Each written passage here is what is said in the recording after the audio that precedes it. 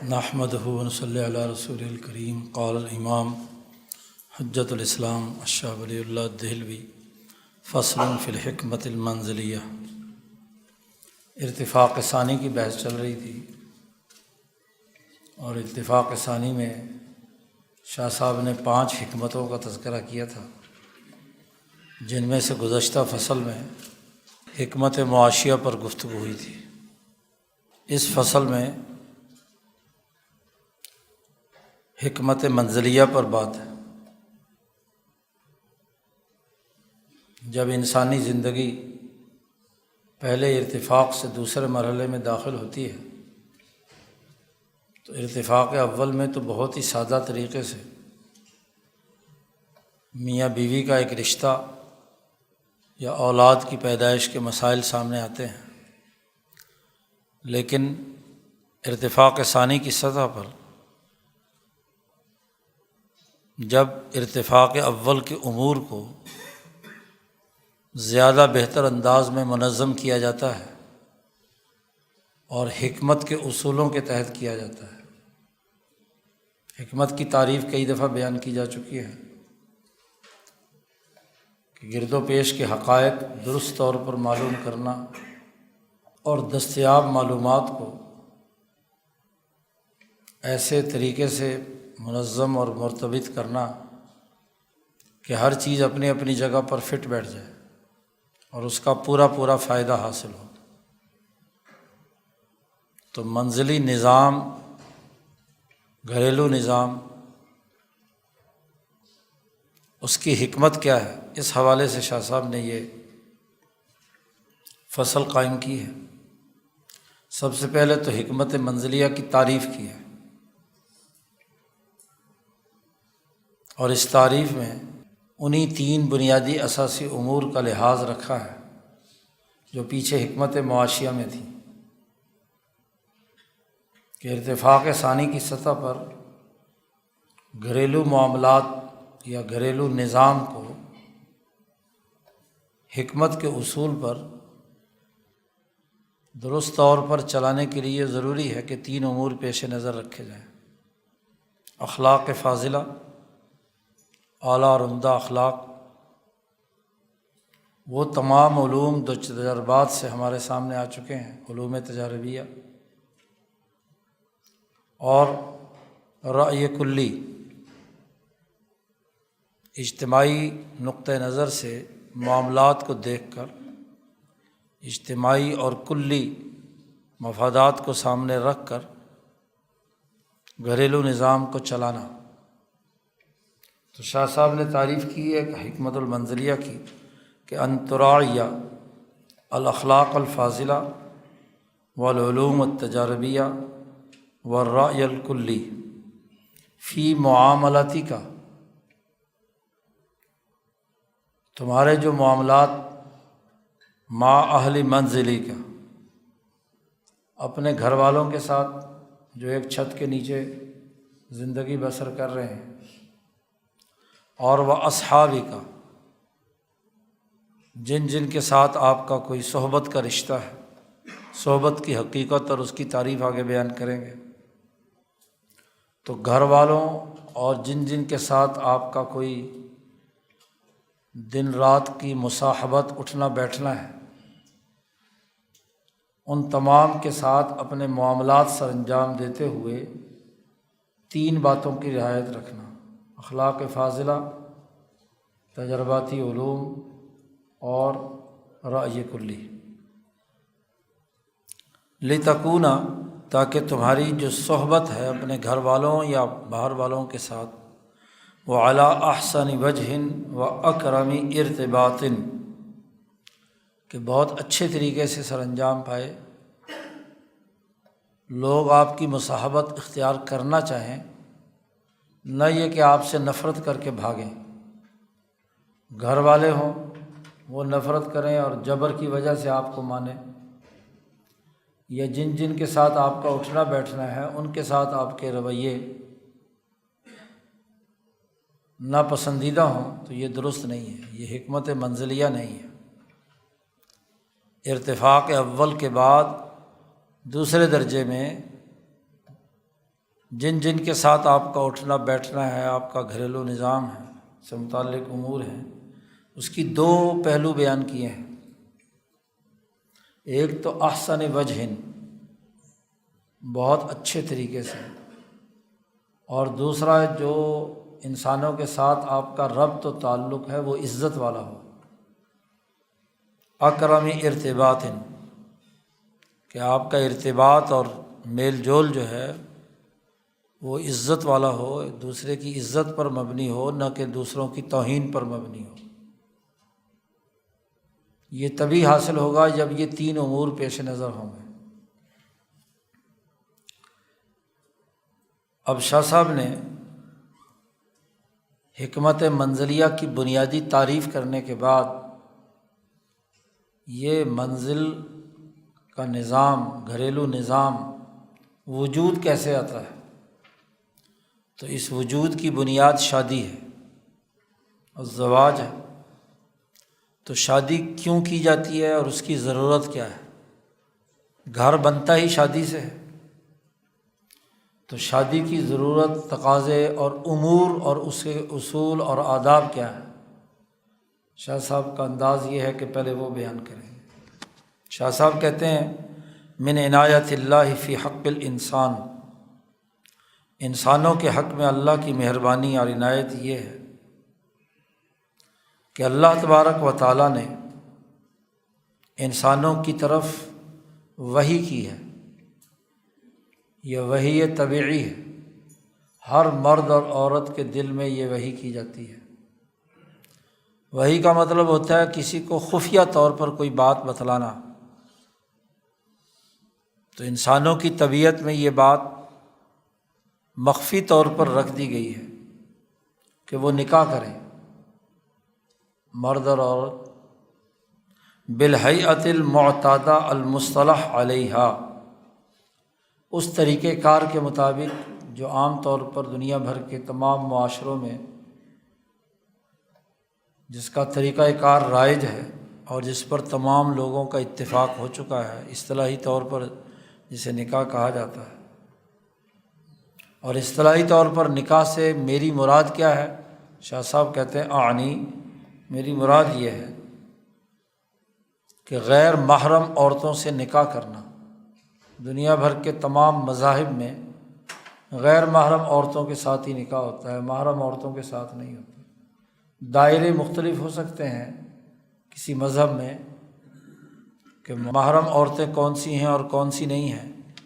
لیکن یہ بات طے شدہ ہے کہ دنیا کے کسی بھی معاشرے میں ماں کے ساتھ نکاح نہیں ہوتا، بیٹی کے ساتھ نہیں ہوتا، بہن کے ساتھ نہیں ہوتا۔ نکاح، اور اس نکاح کے اندر 5 امور بنیادی طور پر ہوتے ہیں۔ ایک تو بالایجاب والقبول، کہ مرد اور عورت اپنی آزاد مرضی سے ایجاب و قبول کریں، ایک دوسرے کو قبول کریں۔ نمبر 2، اس نکاح کے موقع پر گواہوں کا موجود ہونا ضروری ہے، وحضور الشہود، گواہوں کے سامنے ہو، خفیتاً مرد اور عورت کا نکاح کرنا یہ نکاح نہیں ہے۔ دراصل لوگوں کو پتہ ہونا چاہیے کہ فلاں لڑکا فلاں لڑکی کے ساتھ اس کا نکاح ہو گیا ہے، تو کم از کم 2 گواہ تو لازمی ہیں۔ ایسے ہی رضامندی دونوں کے اولیاء کی ہونی چاہیے، خاص طور پر لڑکی کے ولی، کیونکہ عورت فی ذاتی ہی اپنے نکاح کے لیے اقدام نہیں کرتی، عام طور پر قوانین عمومی بنیادوں پر بنتے ہیں، اس لیے اولیاء کی، دونوں طرف کے ولی جو ہیں، لڑکا لڑکی نکاح کریں تو وہ دونوں کی طرف کے لوگ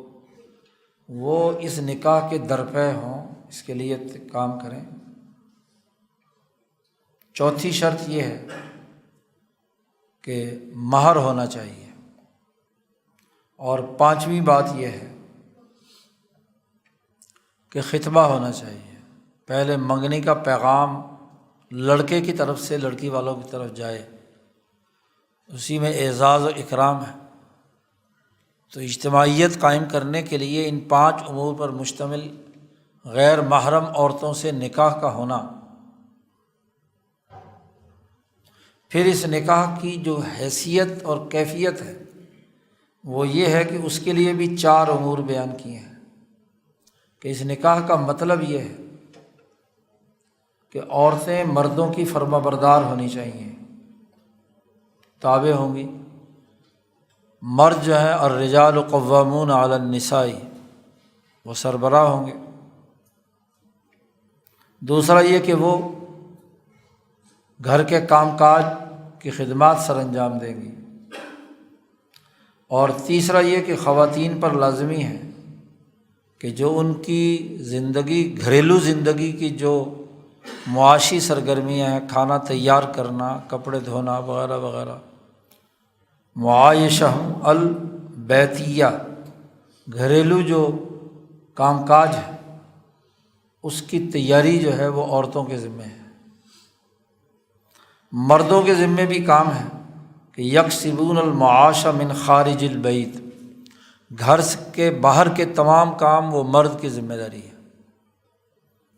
کہ وہ کما کر لائے، وسائل مہیا کرے، اور جن امور کا تعلق گھر سے باہر کا ہے وہ مرد کی ذمہ داری ہے، وہ عورت کی ذمہ داری نہیں ہے۔ آج کل معاملہ الٹا ہوا ہے، گھر کے برتن صاف کرنا مرد کی ذمہ داری ہے اور بازار سے سودا لانا عورت نے ذمہ داری اٹھا لی ہے، حالانکہ وہ خارج البیت ہے اور وہ داخل البیت ہے۔ گھر کے امور عورت کے سپرد ہیں، اور اس کی ایک وجہ ہے کہ یہ نکاح میں یہ 5 6 یا باقی جو 4 امور ہیں یہ پیش نظر رکھنا کیوں ضروری ہے۔ اس کی دلیل کہ نکاح کے لیے پہلے منگنی کا پیغام ہونا چاہیے، مہر ہونا چاہیے، اور لڑکا لڑکی کے جو سرپرست اور خاندان کے لوگ ہیں ان کی رضامندی ہونی چاہیے، گواہ ہونے چاہیے، ایجاب و قبول ہونا چاہیے۔ اس کی وجہ بیان کر رہے ہیں شاہ صاحب، لأن من خلق الانسان المجبول علیہ، انسان کے اخلاق میں سے جس پر فطری طور پر ایک انسان پیدا کیا گیا ہے اس کے اندر حمیت پائی جاتی ہے، غیرت پائی جاتی ہے۔ اپنی بیویوں کے معاملے میں عورتوں کو مردوں کے تابع ہونا اس لیے ضروری ہے کہ آدمی اپنی بیوی کے معاملات میں غیرت مند ہوتا ہے، حمیت ہوتی ہے۔ فلا یکاد یسیغ الازدحام، اب اس بات کی کوئی گنجائش نہیں ہے کہ ایک عورت کئی مردوں کے ساتھ زندگی بسر کرے، کئی مردوں کی منکوحہ ہو یا ان سے تعلقات استوار کرے،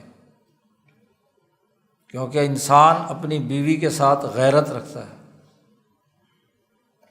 جیسا کہ شاہ صاحب کہتے ہیں مثل سائر اہل الحمیۃ فی البہائم، جیسا کہ جانوروں میں ہوتی ہے یہ بات۔ اور اگر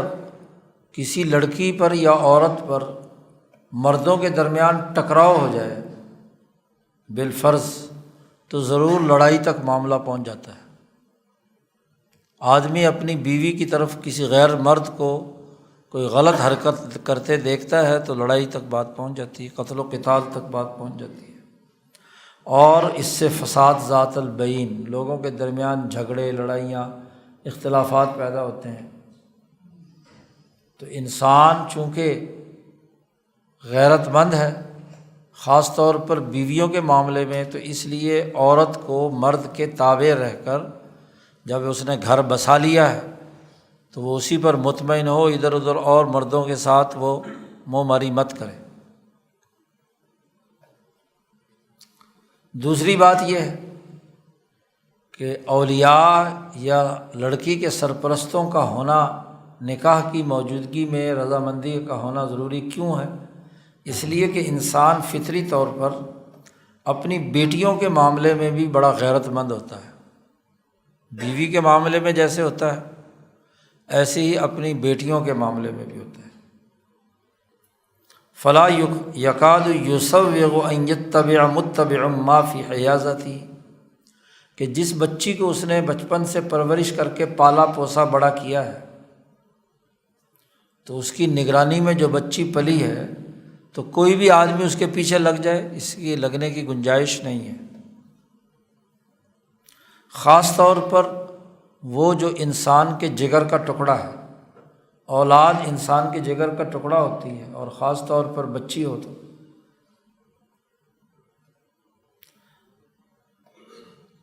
اب ایسی صورت میں اگر ہر آدمی اس کے پیچھے لگے تو اس کا مطلب یہ ہے کہ ہر آدمی کے لیے کھلا راستہ ہے۔ اب ایسا نہیں ہو سکتا کہ مختلف مرد اس لڑکی کے ساتھ جو چاہے مرضی تعلقات قائم کریں اور کوئی بھی اس کے ساتھ کود پھاند کرے، اور وہ انسان دیکھتا رہے یا دیکھنے کسی کیفیت کے اندر ہو، تو انسان یہ برداشت نہیں کرتا۔ اس لیے کہ کوئی بھی آدمی جو طبعی طور پر اپنا وجود رکھتا ہے، وہ طبعی طور پر نفرت کرتا ہے کہ اس کی بیٹی کے ساتھ کوئی بھی کسی قسم کا کوئی تعلق استوار کرے، خاص طور پر جب اس نے اپنی اولاد کو اپنی آنکھوں کے سامنے پالا پوسا ہے، تو گویا کہ وہ اس کے جسم کا حصہ ہے، اس کی ذات کے ساتھ اس کا تعلق ہے۔ وَجَعَلَهَا فِي حُكْمِ نَفْسِهِ فِي جَلْبِ الْمَنَافِعِ وَدَفْعِ الْمَضَارِ، تو نفع نقصان جیسے اس کا ایسے وہ اپنی بچی کا سمجھتا ہے، تو وہ نفرت ان تک بھی پہنچ جاتی ہے، یعنی جیسے آدمی کی ذات کو کوئی نقصان پہنچائے تو گویا کہ اس کے جگر گوشے کو کوئی نقصان پہنچائے یا اس کے ساتھ کوئی بغیرتی کا کام کرے تو انسان کو اس پر غصہ اور نفرت پیدا ہوتی ہے۔ اب اگر کسی کی لڑکی سے آپ نے نکاح کرنا ہے تو اس کا جو صحیح طریقہ کار ہے کہ باقاعدہ اعزاز کے ساتھ اس کو منگنی کا پیغام دیا جائے، اس کو مہر دیا جائے، اس کو عزت کے ساتھ احترام کے ساتھ باقاعدہ معاملات اور معاہدات طے کر کے اس کو گھر میں لایا جائے، تاکہ وہ جو غیرت یا حمیت کا معاملہ ہے وہ بھڑک نہ اٹھے۔ دوسری جگہ پر شاہ صاحب نے کہا ہے کہ لڑائیاں ہوتی ہیں اسی بنیاد پر، اور پھر کافی دور تک، اور اگر اس کی اجازت دے دی جائے تو پھر کسی کی بھی بیٹی محفوظ نہیں ہوگی، کسی کی بیوی محفوظ نہیں ہوگی۔ شادی کا مقصد اولاد پیدا کرنا ہوتا ہے، تو شاہ صاحب کہتے ہیں وَأَيْضًا الْحَيَاءُ فِي الرِّجَالِ وَالنِّسَاءِ يَقْتَضِي ذَلِكَ، مردوں اور عورتوں میں جو شرم پائی جاتی ہے، حیا پائی جاتی ہے، وہ بھی تقاضا کرتی ہے اس بات کا کہ ایک معاہدہ نکاح عزت اور احترام کے ساتھ ہو، اور اس میں بھی معاملات طے پائیں، اور عقل بھی اس کو لازمی قرار دیتی ہے، اور یہ بھی عقل تقاضا کرتی ہے کہ یہ کام خفیہ طور پر ہونا چاہیے۔ فَأَوْحَىٰ إِلَيْهِ التَّسَتُّرَ، بظاہر کیا ہے، ایک معاملے کے طور پر طے ہو، گو مقصد تو اس کا یہی ہے کہ وہ جنسی تعلق قائم ہو جس سے اولاد پیدا ہو، اور جہاں تک جماع کا تعلق ہے یہ باقی دیگر دونوں کے درمیان تعاونات کے ضمن میں بات ہے، یہ نکاح کے موقع پر یا ایسے حوالے سے اس کا کھلے اظہار کرنا، حیا اور شرم بھی اس کو پابندی لگاتی ہے کہ ایسا نہیں ہے۔ اور جو ربط دو رشتے قائم ہوئے ہیں احترام کے، سسرالی اور نسبی، اور باقی رہی جہاں تک کہ اس شادی کا مقصد تو دراصل اولاد ہی پیدا کرنا ہے، وَتَدَاخِلِ عُرُوجِ يُتَوَقَّعُ لَهُمَا، کہ اس سے نسل آگے بڑھے گی، انسان جو اصل بات ہے وہ تو جنسی ہی تعلق ہے، لیکن اس کا لفظوں میں اظہار اور اس کا کھلے عام تذکرہ جو ہے وہ غیر مناسب ہے اس موقع پر، اگرچہ غایت اور مقصد تو یہی ہے کہ اس سے اولاد پیدا ہو اور نفوس مطمئن ہو جائیں انہی ظاہری تعاون باہمی کی شکلوں سے، اور یہ عروج اور باقی معاملات جو مرد اور عورت کے ہیں یہ گویا کہ ظاہری طور پر بیان نہ ہوں، تو یہ جو شادی کی گہما گہمی اور یہ سارا ایک دوسرے کے ساتھ خوشی خوشی کا معاملہ، اس ہیلے سے وہ جو غیرت اور حمیت ہے وہ کم ہو جاتی ہے۔ جی، انسان کہتا ہے ٹھیک ہے، ایک رشتہ ہے، اولاد پیدا کرنے کا معاملہ ہے، تو جو جماع یا تعلق ہے مرد اور عورت کا، وہ گویا کہ اس ہیلے میں اس کی گنجائش نکل آتی ہے۔ اس لیے یہ 5-6 چیزیں ہوں تو اس سے تعاون باہمی کی شکل ہوگی، ایک نیا خاندان بسے گا۔ تو منزل میں سب سے پہلے مرحلے پر شادی ہے، اور شادی کے لیے یہ جو دنیا بھر کا دستور ہے کہ احترام کے ساتھ، منگنی کے ساتھ، مہر کے ساتھ، گواہوں کی موجودگی میں دونوں خاندانوں کی باہمی رضامندی سے یہ معاملہ طے پائے۔ وَكَذَلِكَ جُبِلَ الْإِنسَانُ، اسی طرح شاہ صاحب کہتے ہیں انسان فطری طور پر پیدا ہوا ہے علی حب المنافسۃ فیہ، کہ انسان میں ایک دوسرے سے آگے نکلنے کا جذبہ پایا جاتا ہے، منافست، بھاگ دوڑ، مقابلہ بازی۔ فَكَذَا فِيمَا ہوا بضعۃ منہ یؤذیہ ما اذاہا ویسرہ ما یسرہا، ایک دوسرے سے آگے نکلنے کا بھی ہے، اور پھر جو انسان کے جگر کا گوشہ ہے اولاد، اس کے جسم کا گویا کہ ٹکڑا ہے، تو اگر اس کو کوئی تکلیف پہنچے، بیٹی کو خاص طور پر، تو بندے کو تکلیف پہنچتی ہے، اور اگر وہ اسے خوشی ہو تو انسان کو خوشی محسوس ہوتی ہے۔ انبیاء پر بھی طبی طور پر یہ بات، رسول اللہ صلی اللہ علیہ وسلم کے سامنے کسی نے بتلا دیا کہ حضرت علی کا ارادہ ہے ابو جہل کی بیٹی سے نکاح کرنے کا، تو آپ صلی اللہ علیہ وسلم نے آ کر خطبہ ارشاد فرمایا، اور فرمایا یہ نہیں ہو سکتا کہ رسول اللہ کی بیٹی اور عدو اللہ کی بیٹی ایک گھر کے اندر جمع ہو۔ اگر ابو جہل کی بیٹی سے علی نے شادی کرنی ہے تو فاطمہ کو فارغ کر دے۔ تو اولاد اور خاص طور پر بیٹی، اس سلسلے کے اندر اس کی ایذا اور اس کی خوشی انسان کے ساتھ وابستہ ہے۔ تو اب ضروری ہے کہ کوئی مہر ہونا چاہیے جو دلالت کرے کہ واقعی وہ اس بچی کو اپنا گھر میں عزت کے ساتھ بسانا چاہتا ہے، یدل علی صدق المنافسہ، اس مقابلے میں وہ کیا ہے، مہر دینے کے لیے تیار ہے۔ ایسے ہی پہلے پیغام نکاح بھیجے، خطبہ بھیجے، جی، کہ کون اس معزز بچی کے ساتھ عزت اور احترام کے ساتھ نکاح کرنا چاہتا ہے۔ ایسے ہی کرامتن، اور اس کا اعزاز ہو، عزت کے ساتھ اس کے ساتھ تعلق قائم کرنا چاہتا ہے۔ جب یہ بات لازمی ہے تو ضروری ہے کہ منگنی ہو، مہر ہو، وغیرہ وغیرہ۔ اسی طرح پیچھے بتلایا تھا کہ عورتوں کو مردوں کے تابع ہونا چاہیے، اس کی وجہ بیان کر رہے ہیں شاہ صاحب، وَكَذَلِكَ، اسی طرح جُبِلَ الرَّجُلُ عَلَى التِّيهِ،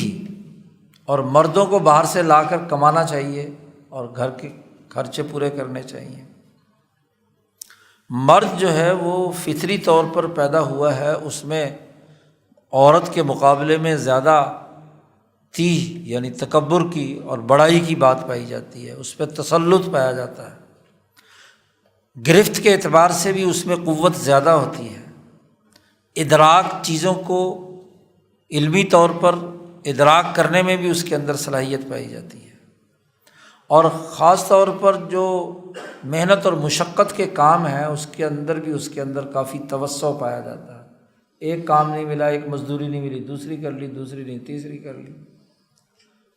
عورت کے مقابلے میں مرد کے اندر یہ خصوصیات پائی جاتی ہیں۔ اس کے مقابلے میں عورت کے اندر جبلت المرأۃ علی الصغار، مرد کے مقابلے میں عورت کے اندر ویسا تکبر اور غرور نہیں ہوتا جو مرد میں پایا جاتا ہے۔ وہ تابع رہ کر کام کرنے کی اس کے اندر عادت ہوتی ہے، انقیاد کی بھی، گرفت بھی کمزور ہوتی ہے، اور کلی طور پر چیزوں کے ادراک کرنے کی صلاحیت بھی کم ہوتی ہے۔ معیشت میں یعنی معاشی سرگرمیوں میں اس کی جو کارکردگی ہے وہ ناقص معیشت کو تو کنٹرول کر سکتی ہے، مثلا گھر کا نظام، کھانے پینے کا، یعنی مائکرو لیول پر جو چیزیں ہیں ان کو تو وہ دیکھ سکتی ہے، سبزیاں کیسی ہونی چاہیے وغیرہ وغیرہ، کپڑے شپڑے یہ وہ، لیکن بڑی سطح پر میکرو لیول پر معیشت کا ادراک کی صلاحیت اور استعداد اس میں کم ہوتی ہے۔ عام طور پر عورتوں کی بات ہو رہی ہے، ورنہ تو شاہ صاحب نے آگے جا کر ذکر کیا ہے کہ بہت ساری عورتیں ہوتی ہیں، بعض عورتیں ایسی ہوتی ہیں جو مردانہ صلاحیتیں رکھتی ہیں، تو اکا دکا کی بنیاد پر قانون نہیں بنتا۔ جی، ایسے بہت سارے مرد بھی ہوتے ہیں جو عورت کے مقابلے میں بیچارے صغار ہوتے ہیں، جی، تو وہ چند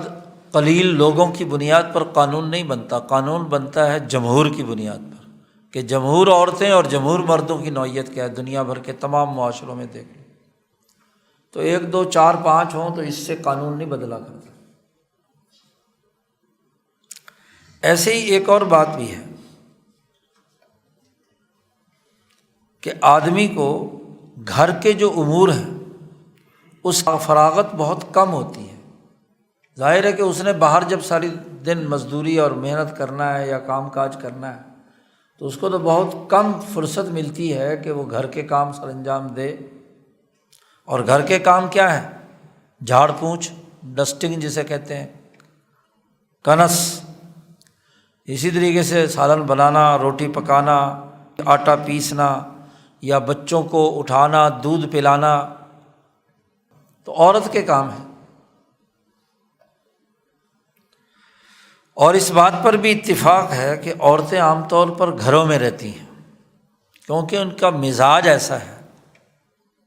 مزاج کی کمزوری کی وجہ سے اور دل کے ضعف کی وجہ سے، دل کی سب سے زیادہ کمزور ہوتی ہیں، ڈرپوک ہوتی ہیں، چھپکلی بھی آ جائے تو پورا گھر شور شرابے سے تو قلب کی بھی کمزور ہے، تو اس لیے ان کے اندر صلاحیت گھر کے کام کاج کی ہے، تو وہ اس گھر کا کام کاج کریں، اور مرد جو ہے وہ باہر کے کام کاج کریں۔ ایسے ہی یہ بات بھی واضح ہے کہ عورت شہوت کا اظہار نہیں کرتی، عند تحسنہن علی سطر الشبق، شہوت ہو بھی تو وہ پہل نہیں کرتی، اور جماع اور مجامع میں رغبت کا اظہار بھی نہیں کرتی۔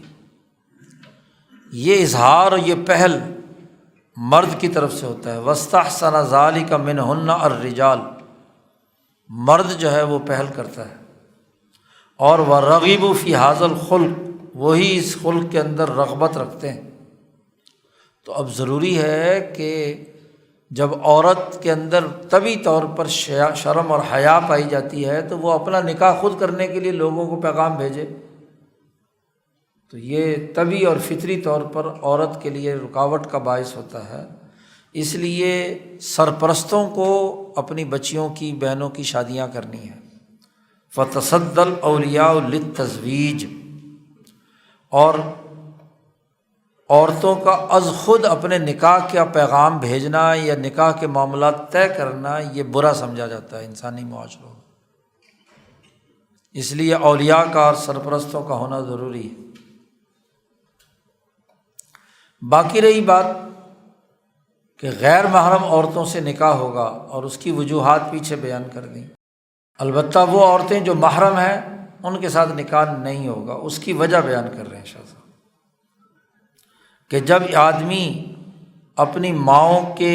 گود میں کھیلا، پرورش پایا ہے اور اپنی بہنوں کے درمیان رہا ہے، یا اس کی بیٹیاں اس کی گود میں کھیلی ہیں، تو انسان کو ماں، بہن، بیٹی کی طرف رغبت نہیں ہوتی، کیونکہ وہ تو ہر وقت جو ان کے ساتھ پرورش میں ان کے ساتھ، یا خود وہ پلا پوسا ہے یا اس نے اپنی بیٹی کو پالا پوسا ہے۔ اس لیے کہ انسان اگر اس کی مزاج، اس کی تخلیق صحیح سالم ہوئی ہے تو فطری طور پر اسی پر پیدا ہوا ہے کہ اس کو اپنی ماں بہن اور بیٹیوں کی طرف کوئی جنسی رغبت نہیں ہوتی، سوائے اس غلط قسم کے معاشرے میں اللہم اذا وجد قاصر، کوئی زبردستی کا معاملہ ہو، کوئی بہت ہی اب نارمل قسم کا مرد ہو نالائق،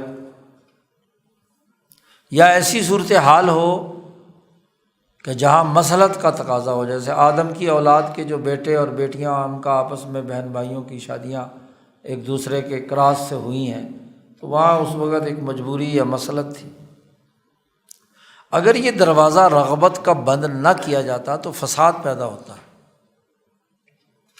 کہ بلوغ سے پہلے ہی تعلقات بننا شروع ہو جاتے اور نسلیں ساری بگڑ جاتی اور مسخ ہو جاتی، کیونکہ وہ ہر وقت ماں بہن بیٹی گھر میں ان کی صحبت رہتی ہے۔ تو فاصطلحوا، تمام معاشروں میں، تمام مذاہب میں محرم عورتوں سے نکاح کرنا حرام قرار پایا گیا ہے، علی اختلاف الامم، حالانکہ مذاہب اور نظریات اور افکار ان کی امتیں مختلف ہیں، لیکن باوجود ان کے مذہب و ملت کے کہ انہوں نے محرم کے کون کون ہیں اس کی تشخیص میں اگرچہ اختلاف پایا جاتا ہے اپنے اپنی عادات کے اعتبار سے، لیکن اس بات پر اتفاق ہے کہ محرم عورتوں سے نکاح نہیں ہو سکتا۔ اور شاہ صاحب نے ملت حنیفیہ کے اعتبار سے اس کے 9 بنیادی اسباب بیان کیے ہیں حجت اللہ میں، کہ محرم عورتیں یہ ہیں، یا تو قرابت قریبہ کی وجہ سے، یا رضاعت کی وجہ سے، یا قطع رحمی کی وجہ سے، مصاہرت کی وجہ سے، 4 سے زیادہ عورتوں سے نکاح کرنے پر پابندی وغیرہ وغیرہ۔ تو حکمت منزلیہ میں سب سے پہلا شعبہ جو ہے وہ شادی ہے، زواج ہے، اس کے دلائل یا اس کا پس منظر، اس کی ضرورت، اس کے تقاضے، اس کو شاہ صاحب نے سب سے پہلے یہاں بیان ہے۔ حکمت تقاضا کرتی ہے کہ ان 3 یعنی اخلاق فاضلہ، علوم تجربیہ اور رائے کلی کی اساس پر شادی کے معاملات کو دیکھا جائے۔ شادی کے بعد دوسری اہم ترین، اس گھریلو نظام کو چلانے کے لیے معاونین کی ضرورت پیش آتی ہے۔ اس کو ملکہ کہا ہے کہ آپ کے ساتھ ملازمین ہیں، یا ایک زمانے میں غلاموں کا تصور موجود تھا تو وہ مملوک جنس کے جو آپ کے گھر کے کام کاج کرتے ہیں۔ شادی کے بعد انسان کا جو رشتہ ہے گھر کے نظام کو چلانے کے لیے وہ اپنے ملازمین کے ساتھ ہے۔ ایک منزلی نظام چلانے کے لیے خادموں کی ضرورت ہوتی ہے۔ تو شاہ صاحب فرماتے ہیں کہ من عنایت اللہ تعالی، اللہ کی عنایات میں سے یہ بھی ہے کہ انسانوں کو اللہ نے مختلف مرتبوں پر پیدا کیا ہے، ان جعل الانسان علی مراتب شتیٰ، بعض انسان ایسے ہوتے ہیں جو العبد بالطبع ہوتے ہیں، طبعی طور پر ان کے اندر دوسروں کے تابع رہ کر کام کرنے کی اہلیت اور صلاحیت ہوتی ہے۔ لا یستبدون بالمعاش لضعف ہممہم، ان کی ہمتیں کمزور ہوتی ہیں، وہ اپنی معاشی سرگرمیوں میں از خود مستقل ہو کر کام کاج کرنے کی اہلیت نہیں رکھتے۔ العبد بالطبع کی خصوصیت بیان کر دی۔ ان کی عام طور پر عادت اور شان یہ ہوتی ہے کہ اتباع السادات، کہ جو لوگ رہنمائی کا فریضہ سر انجام دیتے ہیں، جن کے دل مضبوط ہیں، ہمتیں بلند ہیں، ارادے اور عزائم اونچے ہیں، جو مستقل معیشت کی سرگرمیوں کا فیصلہ لیتے ہیں اور اس میں ہاتھ ڈالتے ہیں، تو ان کی اتباع کی ان کی عادت ہوتی ہے۔ وَالسَّيْرُورَةُ مِنْ عَيَالِهِمْ، وہ ان کے عیال میں سے ہوتے ہیں، یعنی اس کے گویا کہ کام کاج کرنے والوں میں سے ان کے اندر ہونے کی تابع ہو کر وہ اچھے ورکر کے طور پر کام کرنے کی اہلیت رکھتے ہیں، قیادت کی اور لیڈرشپ کی صلاحیت ان کے اندر نہیں ہوتی۔ وَالْإِنْقِيَادُ لَهُمْ فِي أَوَامِرِهِمْ، ان میں فرما برداری پائی جاتی ہے کہ وہ ایسے رہنماؤں کی باتوں کی اتباع کریں۔ طبی طور پر انسان گویا کہ عبد بن کر پیدا ہوتا ہے، تابع ہو کر کام کرتا ہے، ورکر ہو کر کام کرتا ہے۔ وَهَذَا الرَّجُلُ لَا يَسْتَرِيحُ أَبَدًا إِلَّا إِذَا وَجَدَ سَيِّدًا، یہ جو طبی طور پر اس طرح کے لوگ ہوتے ہیں وہ کبھی بھی راحت اور آسانی محسوس نہیں کرتے مگر اس وقت جب وہ کسی نہ کسی رہنما کے ساتھ اٹیچ ہو جائے، کسی نہ کسی کو اپنا قائد اور رہنما بنا لیں۔ اما السید المالک للرقبہ، یا تو وہ جس کے تابع وہ ہوا ہے، یا تو حالات و زمانے کے نتیجے میں کیا ہے اس کی وہ گردن کا مالک بن گیا ہے، وہ آقا ہے اور یہ اس کا غلام ہے۔ اور وہ اما غیرہ ممن یعامل معاملۃ المالک، یا ملکیت کا معاملہ تو نہیں ہے لیکن وہ کسی کمپنی میں، کسی ادارے میں، کسی سسٹم میں اپنے کسی رہنما کے ساتھ ایسے جڑ جائے جیسے مالک والا معاملہ ہوتا ہے، کیونکہ وہ اکیلا اپنی معیشت کے تمام کاموں کو نہیں نمٹا سکتا۔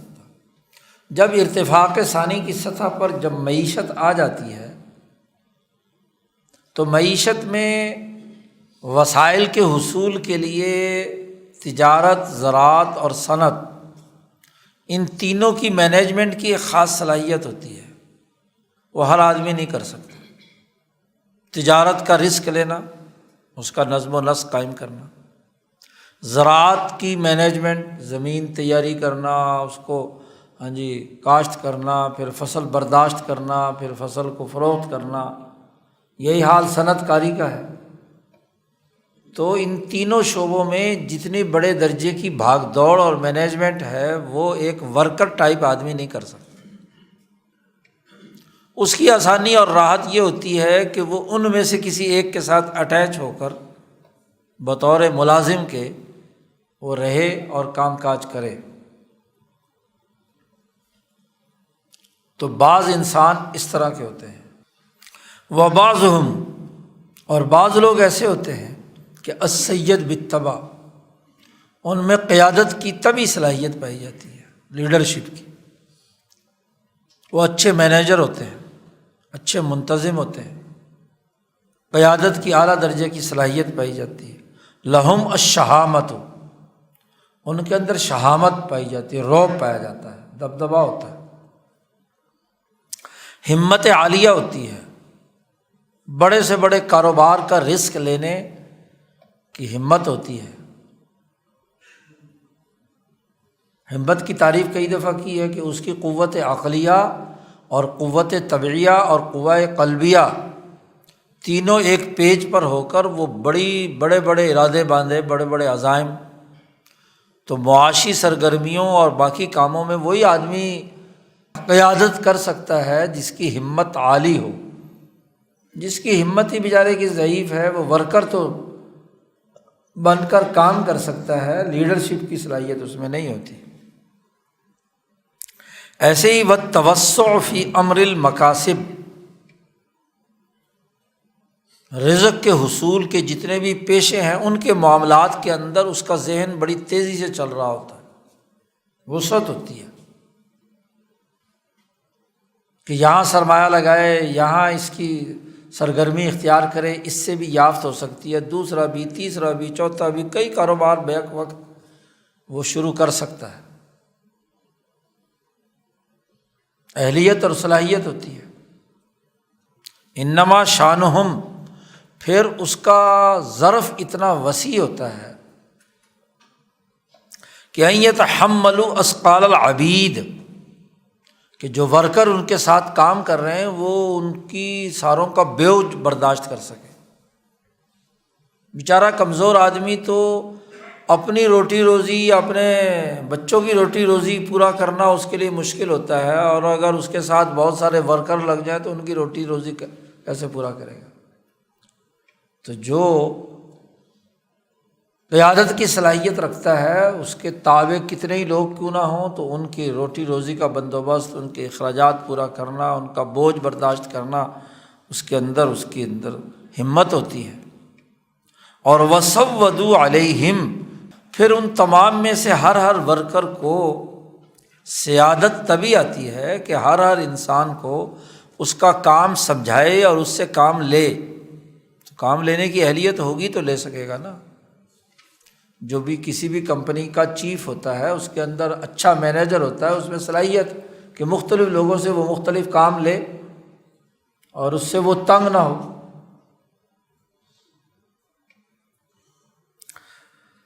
پھر بسا اوقات کچھ وقائع اور اتفاقات ایسے ابھرتے ہیں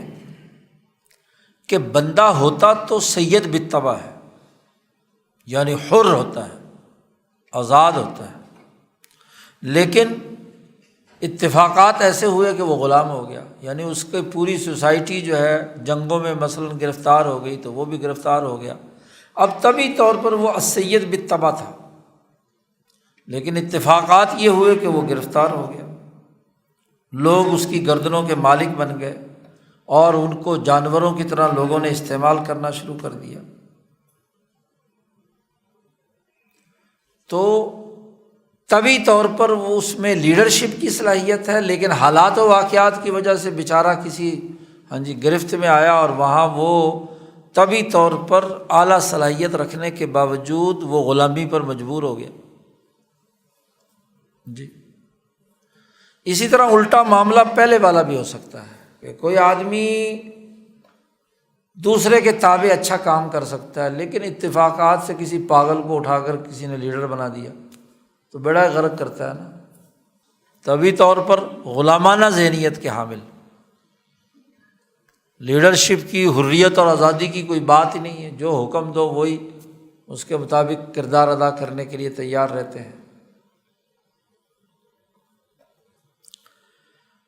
شاہ صاحب کہتے جب دو طرح کے انسان اللہ کی عنایت میں ہیں دنیا میں، تو پھر اب جو لیڈرشپ کی صلاحیت رکھتے ہیں ان کو اپنے اجتماعی نظام کی ضروریات کو پورا کرنے کے لیے افرادی قوت کی ضرورت ہے۔ وہ اپنا نظام منظم نہیں کر سکتے جب تک کہ ملازمین یا ورکر اپنے ساتھ نہ رکھیں، یا اس زمانے میں غلامی کا رواج تھا تو غلام جب تک نہ رکھیں۔ اور وللعبیدی، اور جو عبد بالطبع ہیں ان کو ضرورت ہے کہ ان کا نظام اس وقت تک درست نہیں ہو سکتا جب تک کہ وہ کسی لیڈرشپ کے ساتھ رہ کر کام نہ کریں اور اس کے معاوضے میں انہیں تنخواہیں نہ ملیں۔ تو فانتظم بہذا التدبیر، اس طریقے سے دونوں کے باہم ملنے کے نتیجے میں دونوں کی معاشی سرگرمیاں آسانی سے وجود میں آ جاتی ہیں، علی احسن ما یکون، بہتر طریقے سے۔ تو دونوں ایک دوسرے کی ضرورت ہوتے ہیں۔ اس لیے جو آزاد خاندان ہے، حر ہے، تو جیسے شادی اس کے لیے لازمی کا عمل ہے، ایسے ہی دوسری گھر کے کام کاج کرنے کے لیے افراد کی ضرورت ہے۔ اب جو عبد بالطبع تھا لیکن کیا ہے، لیڈر بن گیا تو کام خراب کرے گا، یا السید بالطبع تھا یا حر تھا اور وہ اتفاقات زمانہ کی وجہ سے غلام بن گیا، تو ایک وقت آتا ہے کہ اس کی صلاحیتیں نکھرتی ہیں، تو اسی کی بنیاد پر یہ جو غلاموں کی آزادی کا تصور پایا جاتا ہے۔ اسی لیے لازمی قرار دیا کہ جس کے اندر ایسی صلاحیت ہے اس کو اول میں تو آزاد کر دینا چاہیے، کیونکہ صلاحیت اس کے اندر لیڈرشپ کی ہے، وہ ایک مستقل معاشی سرگرمیوں کا نظام بنا سکتا ہے۔ جیسے زید ابن حارثہ آزاد تھے، ان میں لیڈرشپ کی صلاحیت تھی، نبی اکرم صلی اللہ علیہ وسلم کے پاس غلام بن کر آ گئے تو آپ صلی اللہ علیہ وسلم نے انہیں آزاد کر کے ان کو ذمہ داریاں سونپ دی۔ محمود کا غلام ایاز، اس کے اندر صلاحیت تھی جی، اس صلاحیت کے نتیجے میں کیا ہے، اس نے وہ کارنامے سر انجام دیے کہ ایسے سید بالطبع ایسے نہیں کر سکتے جو کچھ اس نے کیا۔ قطب الدین ایبک لاہور میں جس کا یہاں اس کی قبر ہے، تو اس کے اندر وہ صلاحیت اور استعداد تھی، غلام ہے، خاندان غلامہ جس نے مصر پر حکومت کی ہے، تو اصل میں تو وہ کیا ہے، سید بالطبع تھا، اس کے اندر لیڈرشپ کی صلاحیت تھی۔ زید کا بیٹا اسامہ، اس کے اندر لیڈرشپ کی صلاحیت، سید بالطبع۔ تو انسانوں کے درمیان یہ دو طرح کی چیزیں پائی جاتی ہیں اور دونوں ایک دوسرے کے ساتھ مربوط ہو کر کام کرتے ہیں۔ جو بیچارہ ورکر طور پر کام کر سکتا ہے وہ کبھی بھی اپنے پاؤں پر کھڑے ہو کر الگ سے اپنا معاشی نظام نہیں چلا سکتا۔ تو گھریلو نظام میں حکمت منزلیہ میں دوسرا اہم ترین شعبہ اس گھر کے نظم و نسق کو چلانے کے لیے ایسے خادموں کی، ملازموں کی ضرورت، یہ نمبر 2 ہے۔ اور اس کا تیسرا پہلو جو ہے اس خاندان کا، الولاد، اولاد۔ اولاد کے حوالے سے بنیادی اصول اور آداب کیا ہے؟ شاہ صاحب کہتے ہیں وَمِنْ عِنَایَةِ اللَّهِ تَعَالَى بِالْإِنسَانِ، اللہ کی جو عنایت انسان پر ہے وہ یہ کہ اولاد کو فرما بردار بنایا ہے اپنے والدین کا، منقادین للآباء۔ اس کی وجہ یہ ہے کہ والدین نے اپنی اولاد کی پرورش کی ہے بسودۃ، رہنمائی اور قیادت کی صلاحیت پیدا کرنے کے حوالے سے، علم دیا، شعور دیا، وتسلط وشفقۃ علیہم ورحمۃ، ان پر شفقت اور رحمت، وحدب، اور ان پر مہربان ہو کر، سادوا علی الابناء، انہوں نے اپنی اولاد پر گویا کہ سردار بن کر، رہنما بن کر ان کی پرورش کی ہے۔ وہ بالکل چھوٹا سا بچہ تھا، اس کو پالا پوسا بڑا کیا، اور وہ بچہ بڑا نہیں ہوا، اولاد بڑی نہیں ہوتی مگر اس وقت کہ اس کے آباء یعنی اس کے والدین تجربے کے اعتبار سے زیادہ تجربہ رکھتے ہیں، عقل بھی والدین میں زیادہ ہوتی ہے، اور واقعات بھی ان کی زندگی میں زیادہ وافر مقدار میں پائے جاتے ہیں۔ فَكَذَلِكَ الكَّابِرُ عَلَى حَالَةِ الْإِنْقِيَادِ وَمَعْرِفَةِ النِّعْمَةِ وَتَفْوِيضِ الْأَمْرِ إِلَيْهِمْ۔ اسی طرح بچے چھوٹے سے بڑے ہوتے ہیں کہ وہ اپنے والدین کے فرمانبردار ہوں، جو والدین نے ان پر انعامات کیے ہیں اس نعمت کو سمجھیں اور اپنے معاملات اپنے والدین کے سپرد کریں۔ شاہ صاحب کہتے ہیں یہ بات تو جانوروں میں بھی پائی جاتی ہے، وَكَذَلِكَ الْبَهَائِمُ، وہاں بھی وفا اور بقا بچوں کے دلوں میں ہوتی ہے، اور آہستہ آہستہ ان میں یہ بات پائی جاتی ہے کہ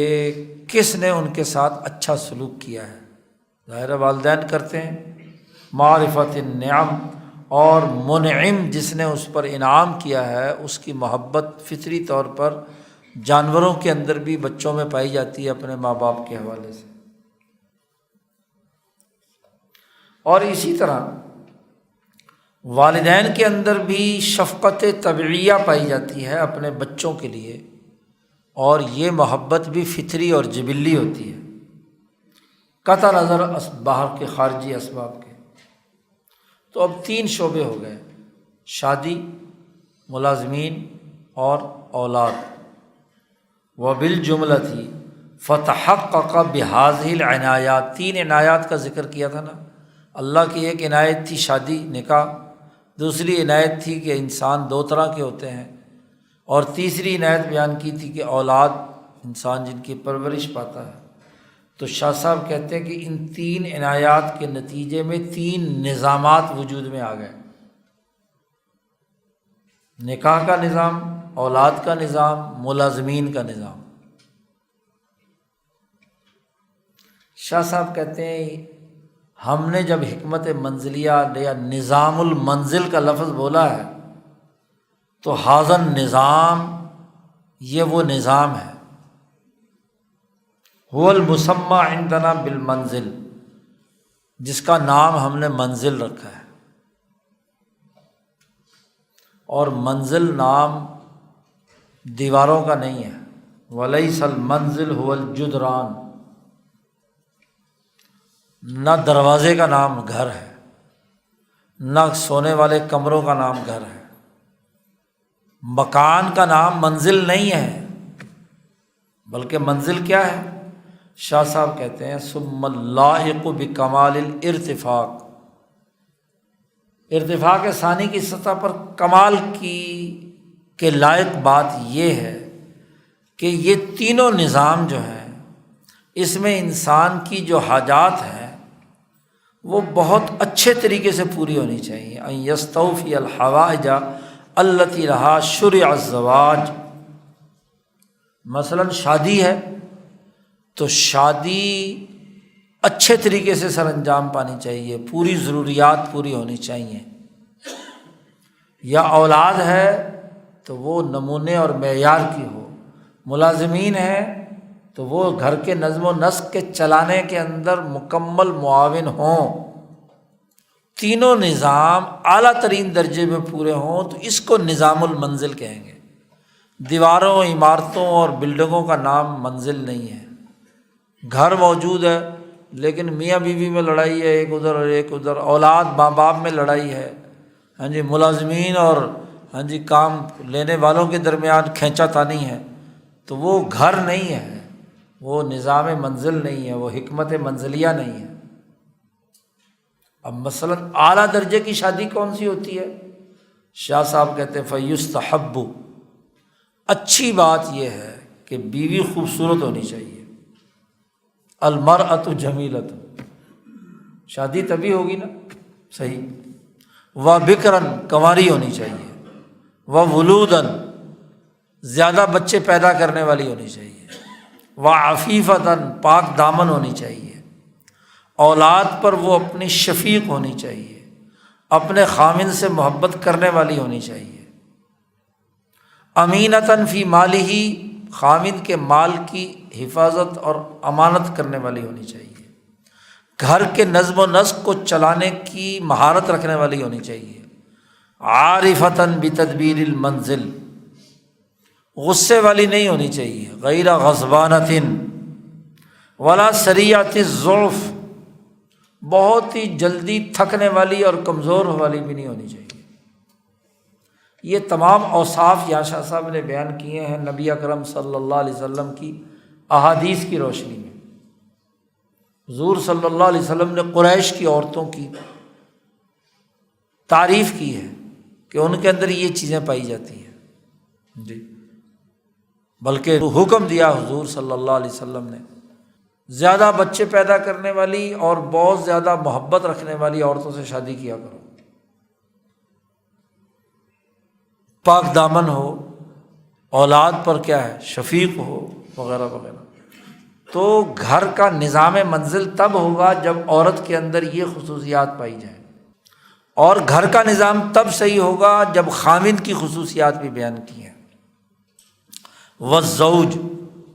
خامند جو ہے وہ کسی کا غلام نہیں ہونا چاہیے، غیر مملوک ولا ضروب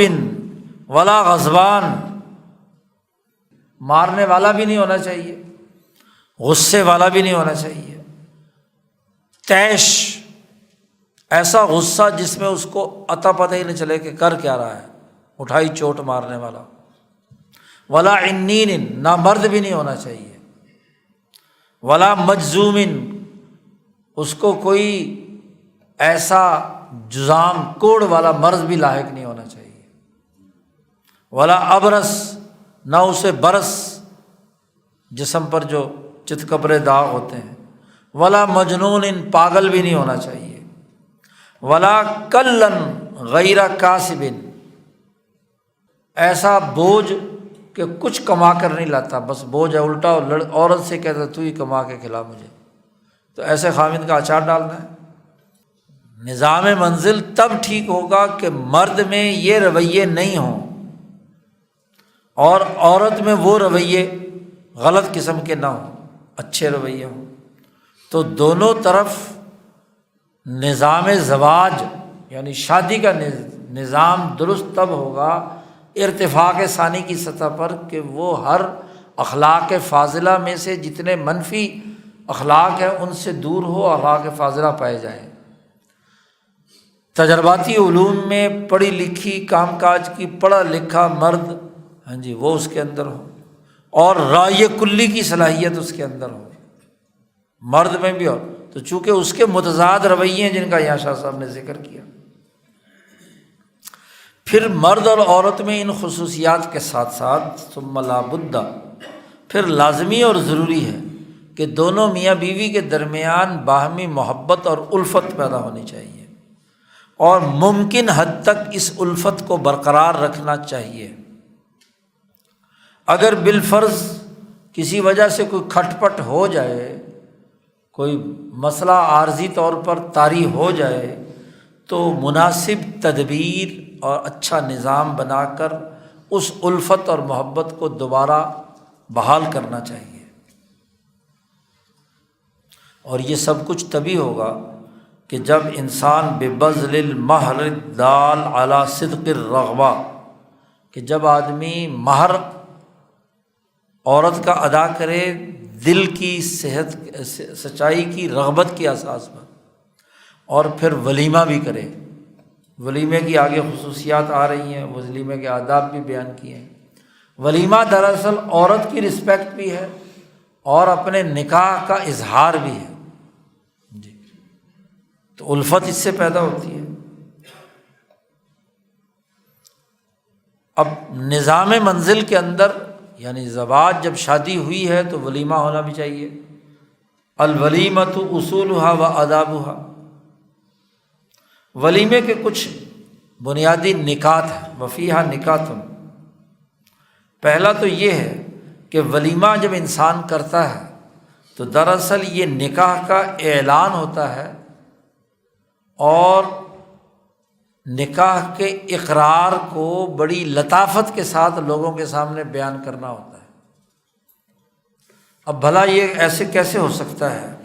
کہ آدمی شادی ہو اور پھر خود ہی گلی میں گاتا پھرے کہ لوگوں میری شادی ہو گئی؟ تو یہ کوئی اچھی بات نہیں ہے نا۔ اچھی بات یہ ہے کہ آپ دعوت کریں لوگوں کی اور وہاں بتا دیں کہ میری شادی ہو گئی، شادی کا کھانا ہے، تو کھانا کھائیں گے تو ساتھ ہی پتہ چل جائے گا ان کی شادی ہو گئی۔ دوسرا یہ بھی ہے کہ انسان گویا کہ جب شادی ہوئی ہے تو اللہ کا شکر ادا کرنا ہے منعم کا کہ اس نے نظام منزلی کے دائرے میں اسے داخل کر دیا۔ اس سے پہلے وہ چھڑا تھا، اکیلا تھا، اب اس نے گویا کہ ایک نیا گھر بسا لیا، ایک نیا خاندان، فیملی سسٹم وجود میں آ گیا۔ اور والوصول الی ما هو کالغایۃ لادراک الانسان وبلوغہ اشدہ، انسان بالغ ہو جائے اور اپنی عمر کو پہنچ جائے تو گویا کہ اپنے انتہا تک پہنچ گیا کہ خاندانی نظام بن گیا۔ تیسری بات یہ ہے کہ یہ ولیمہ جو ہے اپنی بیوی منکوحہ میں رغبت کے اظہار کا اعلان بھی ہے، کہ اس کے اعزاز میں گویا کہ اس نے یہ ولیمے کی دعوت کی ہے۔ اور چوتھی بات یہ ہے کہ آدمی کو جب خوشی ہوتی ہے تو خوشی کا اظہار مال خرچ کرنے سے ہوتا ہے، بالضرورت الی صرف الاموال، کہ بھائی جب شادی کی خوشی ہے تو کچھ نہ کچھ مٹھائی شٹائی کھلاؤ، کو ولیمہ کرو، لوگوں کو کھانا کھلاؤ۔ اور پھر جو معتدل مزاج انسان ہے تو وہ اس کے اعتدال کا جو مزاج ہے وہ بھی والصبر علی سلاطتها والتوسیع علیہا فی المآکل والمشرب، کھانے پینے کی چیزوں میں انسان وسعت کرتا ہے اور اپنے اس نظام کے اندر استقامت کے ساتھ کھڑا ہو جاتا ہے تو یہ اعتدال مزاج کا جو ہے انسان کے اندر یہ صلاحیت پیدا کرتا ہے۔ اور اس ولیمے کے موقع پر عورت کو تیار ہونا ہے، تتزین حسب ما امکن لہا، جتنے بھی ممکن ہے کہ وہ کوئی زیورات وغیرہ پہنے، کوئی جوڑے شوڑے پہنے، کوئی منہ صاف ستھرا کرے۔ اور آج کل تو اتنا بڑا ماشاء اللہ بیوٹی پارلر کا اتنا میک اپ ہوتا ہے کہ بس بیچاری پاگل ہو جاتی ہے۔ وہ یہ سیدھی سادی سی بات ہے، صفائی ستھرائی اور نظافت ہو۔ اور وَتَتَعَرَّفُ مَا يَسْتَحِبُّهُ وَيُؤْثِرُهُ مِن جَمِيعِ حَرَكَاتِهَا وَسَكَنَاتِهَا، اور اچھی اس سے عادات و اطوار ظاہر ہوں۔ تو یہ ولیمہ کا مقصد یہ ہے۔ چھٹی بات اس حکمت منزلیہ کی یہ ہے کہ یہ نظام منزلی جب وجود میں آیا تو جیسے کسی بھی نظام کے اندر ایک صحت ہوتی ہے اور ایک اس کا فساد ہوتا ہے، تو شاہ صاحب کہتے ہیں یہ گھر کے نظام کے اندر بھی کبھی کبھی گڑبڑ ہو جاتی ہے۔ ثم اذا فسد النظام، اگر یہ نظام میں فساد پیدا ہو جائے، گھریلو نظام میں میاں بیوی کے درمیان مسئلہ پیدا ہو جائے، تو اللہ پاک نے اس کا طریقہ بھی بیان کیا قرآن حکیم کی آیت کے تناظر میں، نیچے حاشیے میں لکھ دی ہیں وہ آیات کہ فَلْيَبْعَثَا حَكَمًا مِّنْ أَهْلِهِ وَحَكَمًا مِّنْ أَهْلِهَا، میاں بیوی میں انبن ہو گئی، جھگڑا کافی طول کھینچ گیا، تو پھر دونوں طرف سے، مرد کی طرف سے ایک حکم، ایک ثالث فیصلہ کرنے والا، اور عورت کی طرف سے ایک ثالث، دونوں جمع ہوں، اور ان کی ذمہ داری ہے کہ دونوں کے حالات کا اچھی طرح پڑتال کریں کہ مسئلہ کیا ہے، کیوں لڑائی ہوئی ہے ان میاں بیوی کے درمیان، اور ان کے اختلاف کا سبب کیا ہے۔ وَمَرْجِعُ اخْتِلَافِهِمَا وَلَهُ شَفْقَةٌ وَافِرَةٌ، اور جو حکم بنے، ثالث بنے، اس کو ان دونوں میاں بیوی پر وافر شفقت ہونی چاہیے، شفیق آدمی ہو، کوئی بزرگ آدمی ہو، خاندان جوڑنا چاہتا ہو، اور عدالہ تامہ بھی ہونا چاہیے کہ عدل و انصاف پورا کرے، بلا وجہ لڑکا یا لڑکی کی سائیڈ نہ لے، اور وہ دونوں لڑکا لڑکی اپنے معاملہ ان دونوں بزرگوں کے سپرد کریں کہ یہ جو فیصلہ کریں گے ہمیں قبول ہوگا۔ اس لیے کہ انسانی نفوس کے اندر شح، بخل پایا جاتا ہے کہ دوسرے کے مقابلے میں کوئی نہ کوئی ضد انسان کے اندر آ جاتی ہے، تو اس لیے اپنا معاملہ سپرد کریں اپنے حکم۔ فلا يمكن لهما في الحال معرفة التدبیر والعدالہ كما هو الحق، اگر وہ اپنا معاملہ ان کو سپرد کر کے ثالث نہیں بنائیں گے تو ان کو صحیح فیصلہ کرنا ان کے لیے ممکن نہیں ہوگا، وہ اچھی طریقے سے نہ پہچان سکیں گے، نہ عدل و انصاف سے معاملہ کر سکیں گے۔ اب جب دو حکم بن جائیں، دونوں طرف سے ثالث بن جائیں، تو ان کی سب سے پہلی ذمہ داری شاہ صاحب کہتے ہیں یہ ہے کہ وَلْيَنْظُرَ أَوَّلًا بِمَا فَسَدَ النِّظَامُ، سب سے پہلے یہ غور و فکر کریں کہ یہ میاں بیوی کے درمیان جو رشتہ اور نظام ہے، اس کے اندر فساد کیوں پیدا ہوا ہے، خرابی کی وجہ کیا ہے۔ شاہ صاحب کہتے ہیں لڑائی کی وجہ یا تو ہوتی ہے لِضِيقٍ فِي الْمُعَاش، اور اکثر یہی ہوتی ہے کہ معاش میں تنگی ہے، مرد نہ کھٹو کما کر نہیں لا رہا، یا پیسے نہیں ہیں گھر میں، کھانے پینے کی کمی ہے، تو اس کی وجہ سے دونوں میں کھٹ پٹ ہوتی رہتی ہے۔ تنگی معاش کی وجہ سے فساد پیدا ہوتا ہے۔ کسی بھی سوسائٹی کا معاملہ، یہ تو گھر کی بات کی ہے شاہ صاحب نے، سوسائٹی کا معاملہ بھی یہ ہے کہ جن کے پاس وسائل نہیں ہیں تو پھر اس کی وجہ سے ہی لڑائی ہوتی ہے۔ یا قلت شہوت النساء، یا عورتوں میں شہوت کی قلت ہے، مرد خواہش پوری کرنا چاہتا ہے اور وہ پورا کرنے کے لیے اس تیار نہیں ہوتی، کمزوری کی وجہ سے، کسی بھی وجہ سے،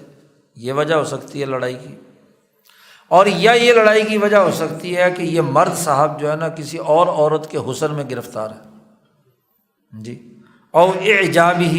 حسن انسان آخر، کہ یہ مرد صاحب جو ہے نا کسی اور لڑکی کے چکر میں ہے، جس کی وجہ سے کیا ہے جھگڑا پیدا ہو رہا ہے جی،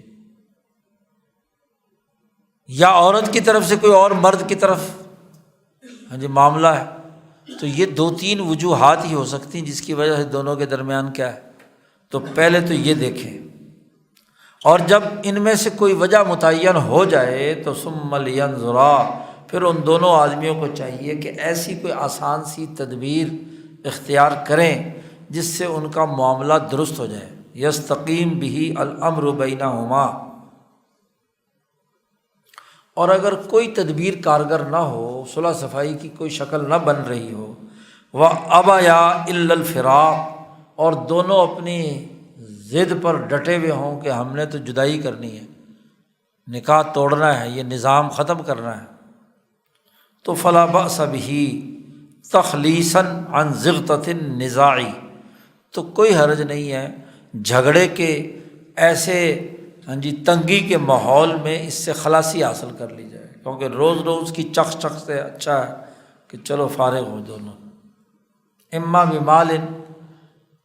یا مال دے کر یا بغیر مال کے، لیکن وَلْيَكُن مِّن شَأْنِهِمَا،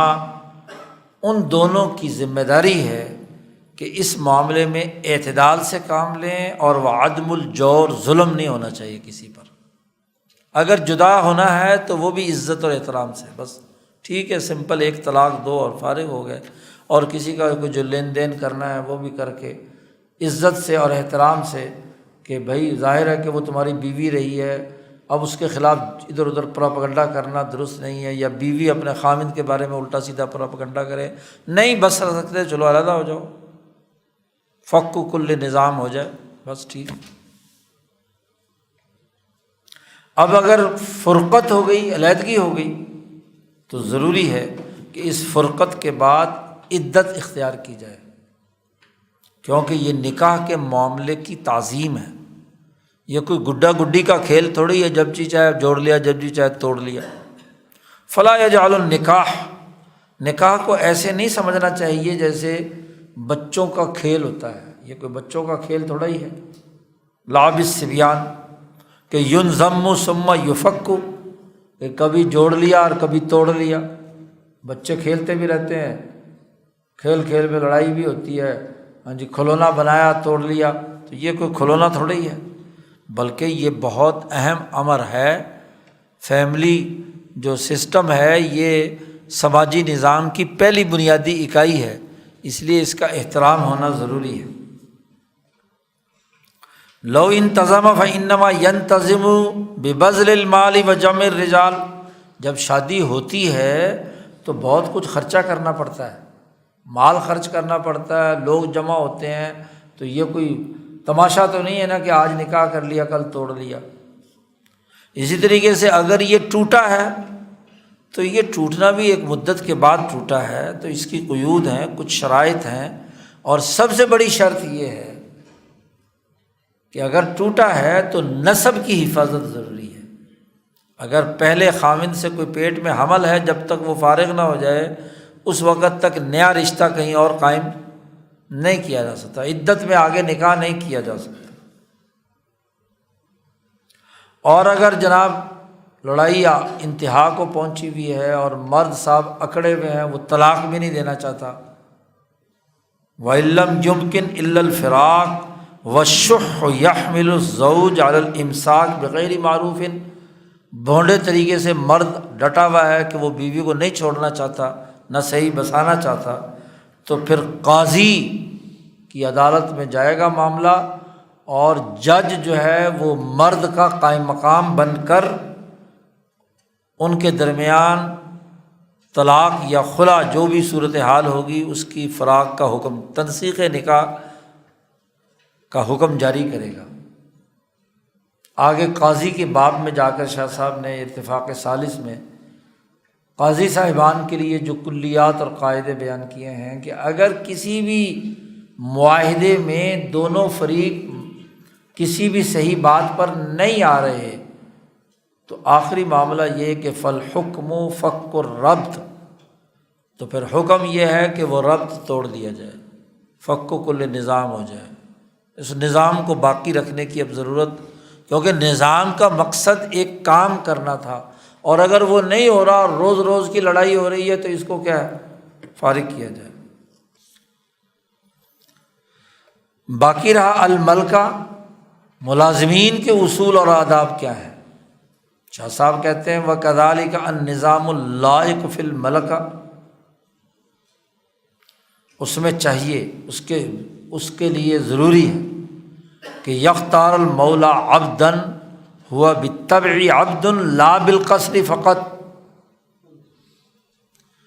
صحیح نظام تبھی چلے گا کہ جو منتظم صاحب ہیں وہ ایسے بندے کو تلاش کریں جو عبد بالطبع ہو، طبعی طور پر ورکر بن کر کام کرنے کی صلاحیت رکھتا ہو۔ وہ آدمی جس میں لیڈرشپ کی صلاحیت ہے اور ماحول نے بیچارے کو مجبور کر دیا، اس کو جب بھی آپ اپنے ساتھ لے کر چلیں گے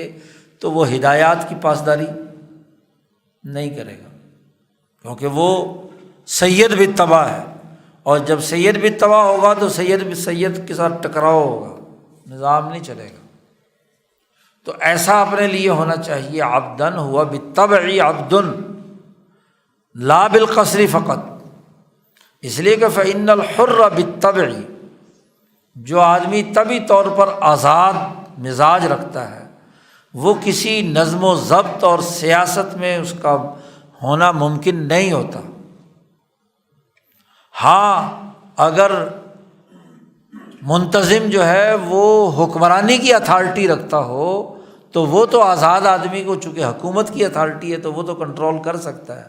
لیکن جس کے پاس حکومتی اتھارٹی نہیں ہے تو وہ کسی آزاد بندے کو اپنے تابع رکھ کر ڈسپلن میں نہیں لا سکتا۔ اس صورت میں وہ جو انسان ہوتا ہے وہ دراصل حکمران کا وزیر، مشیر یا معاون ہوتا ہے، اور وہ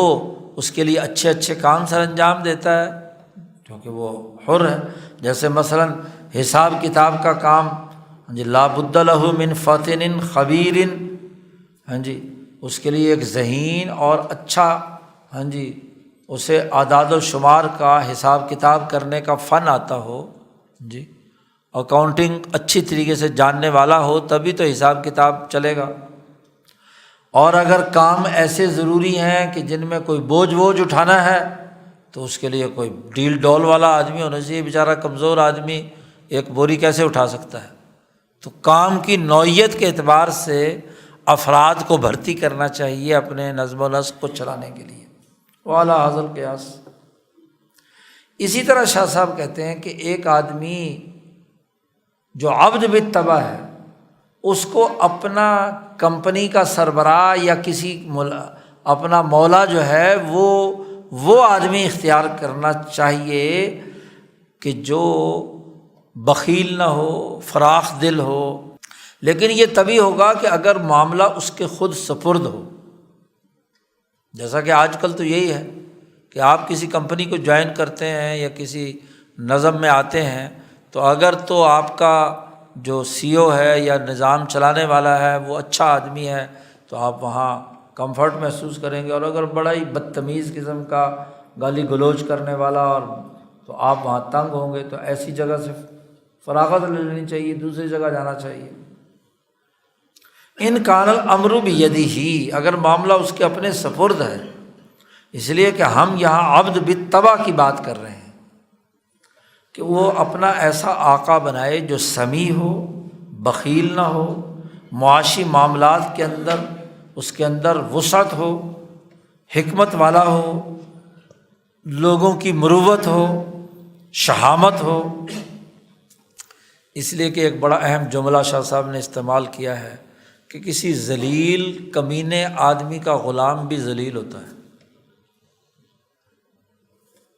اذ عبد المحان یہان و البتہ تھا۔ اگر تمہارا وزیر اعظم ذلیل قسم کا ہو تو ساری کے سارے اس کے غلام تابع وہ بھی ذلیل ہوں گے، ریاست ہی ذلیل ہو جاتی ہے۔ تو کم از کم کیا ہے، عزت والا آدمی تو ہو لیڈر جو ہے، قائد جو ہے، وہ اگر عزت والا ہو تو آدمی کو عزت دیتا ہے،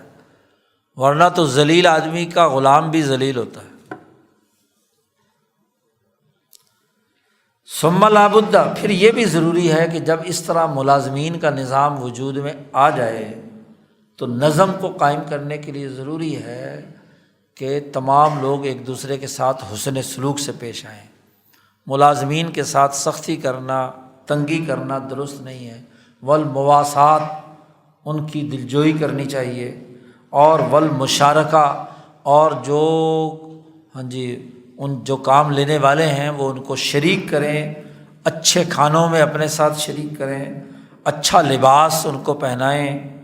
جیسا یعنی خود لباس پہنیں ویسے لباس انہیں پہنائیں، جیسا خود کھانا کھائیں ایسے ہی ان کو کھانا کھلائیں، اور ان کے ساتھ گفتگو کے اندر فراخی کا معاملہ کریں، گالی گلوچ، بدتمیزی، توہین، یہ رویہ نہ اپنائیں، کیونکہ وہ ٹیم ہوگی تو کام کرے گی نا۔ تو ورکر اگرچہ ٹھیک ہے آپ کے تابع ہے، آپ کا ملازم ہے، لیکن اس کی توہین و تذلیل کرنے سے تو کام خراب ہوتا ہے۔ اور دوسری طرف اس آدمی کو جو خدمت کے لیے ہے تو الانقیاد التام ظاہراً و باطناً، جو ڈسپلن قائم ہو گیا ہے ظاہری باطنی طور پر اس کو پورا کرے، فرما برداری اختیار کرے، حاضراً و غائباً، اپنے آقا کے مال میں امانت رکھے، تمام احوال میں اس کی رضامندی جیسے وہ فیصلہ کرے اس کے مطابق کام کرے، اور اس کے دشمنوں سے دشمنی رکھے، اس کے دوستوں سے دوستی رکھے، وغیرہ وغیرہ، تو تبھی یہ نظم و نسق اچھے طریقے سے چل سکتا ہے۔ پھر شاہ صاحب کہتے ہیں کہ اگر کسی ملازم میں کوئی اچھے رشد کے آثار یعنی صلاحیتیں اور مہارتیں اچھے ہوں، اور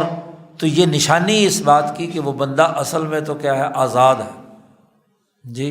اس میں گیٹس موجود ہیں، حالات کی مجبوری کی وجہ سے بیچارہ ورکر بنا ہوا ہے، تو اس کو چاہیے کہ مال دے کر اسے آزاد کرے یا بغیر مال کے اس کی صلاحیتوں کو ترقی دے کر آگے لے کر آئے، حسب ما یر المصلحۃ منہ ومن نفسہ، جیسی حالات موجود ہوں۔ اس ذاک مکرمۃ، یہ بڑی عزت کی بات ہوتی ہے کہ جس آدمی میں ایک اہلیت اور صلاحیت ہے تو اس کی اہلیت اور صلاحیت کو آگے بڑھایا جائے۔ ولولا ذالک، اور اگر ایسا نہیں ہوگا تو مصلحت خراب ہو جائے گی اور فساد پھیل جائے گا۔ ایک اہم ترین نظام منزلی میں اولاد ہے، تو اولاد کے اصول اور ضابطے کیا ہیں، اس کی پرورش کی۔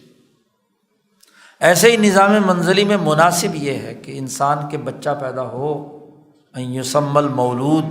تو جو بچہ پیدا ہوا اس کا ایک اچھا خوبصورت سا نام رکھے، بِأَحْسَنِ اسم، پھر عقیقہ کرے ایک جانور ذبح کر کے۔ اور عقیقہ کرنے کے بھی کچھ بنیادی نکات ہیں، مسلطیں۔ جب آپ اپنے بچے کا عقیقہ کرتے ہیں تو دراصل آپ اپنے بچے کے ساتھ اپنے نسب کا اعلان کرتے ہیں کہ یہ واقعی میرے نطفے سے میرا ہی بچہ ہے، اور اس کا اقرار کرتے ہیں۔ ایک یہ کہ آدمی اشتہار چھاپے کہ جی یہ جو بچہ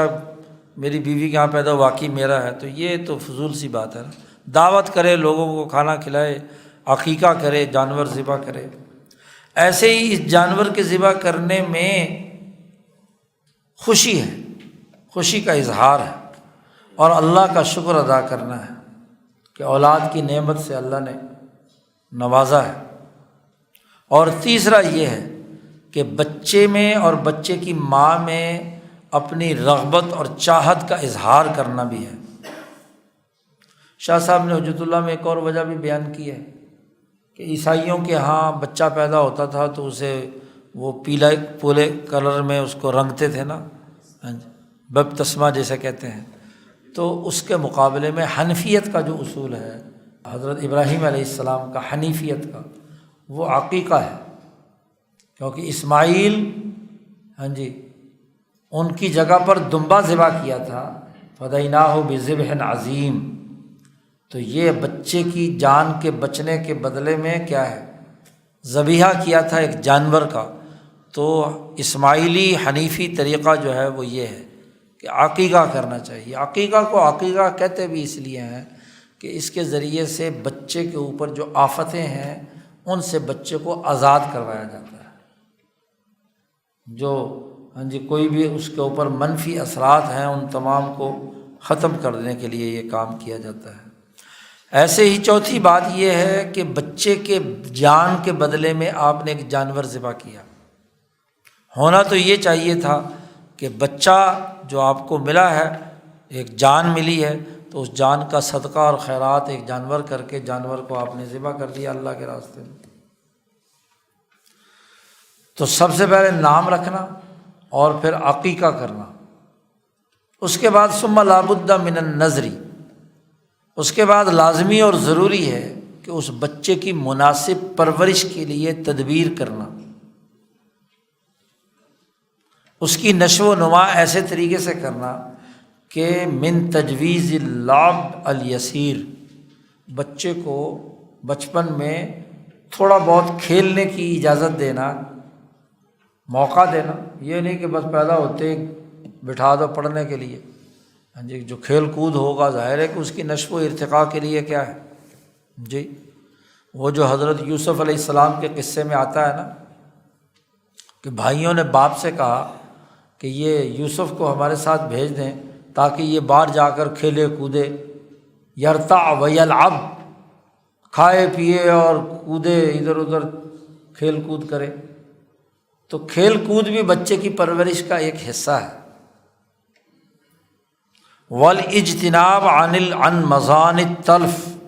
اور بچے کو بچائے کہ کہیں یہ ضائع تلف نہ ہو جائے، کہیں ایسی شرارت نہ کرے یا کوئی چوٹ نہ لگ جائے، کوئی ہڈی وڈی نہ ٹوٹ جائے، تو اس سے بچے کی حفاظت کرنا۔ ثم اذا عقل وفصح، اس کے بعد جب تھوڑی سی عقل بڑی ہو اور بولنے لگے تو ضروری ہے کہ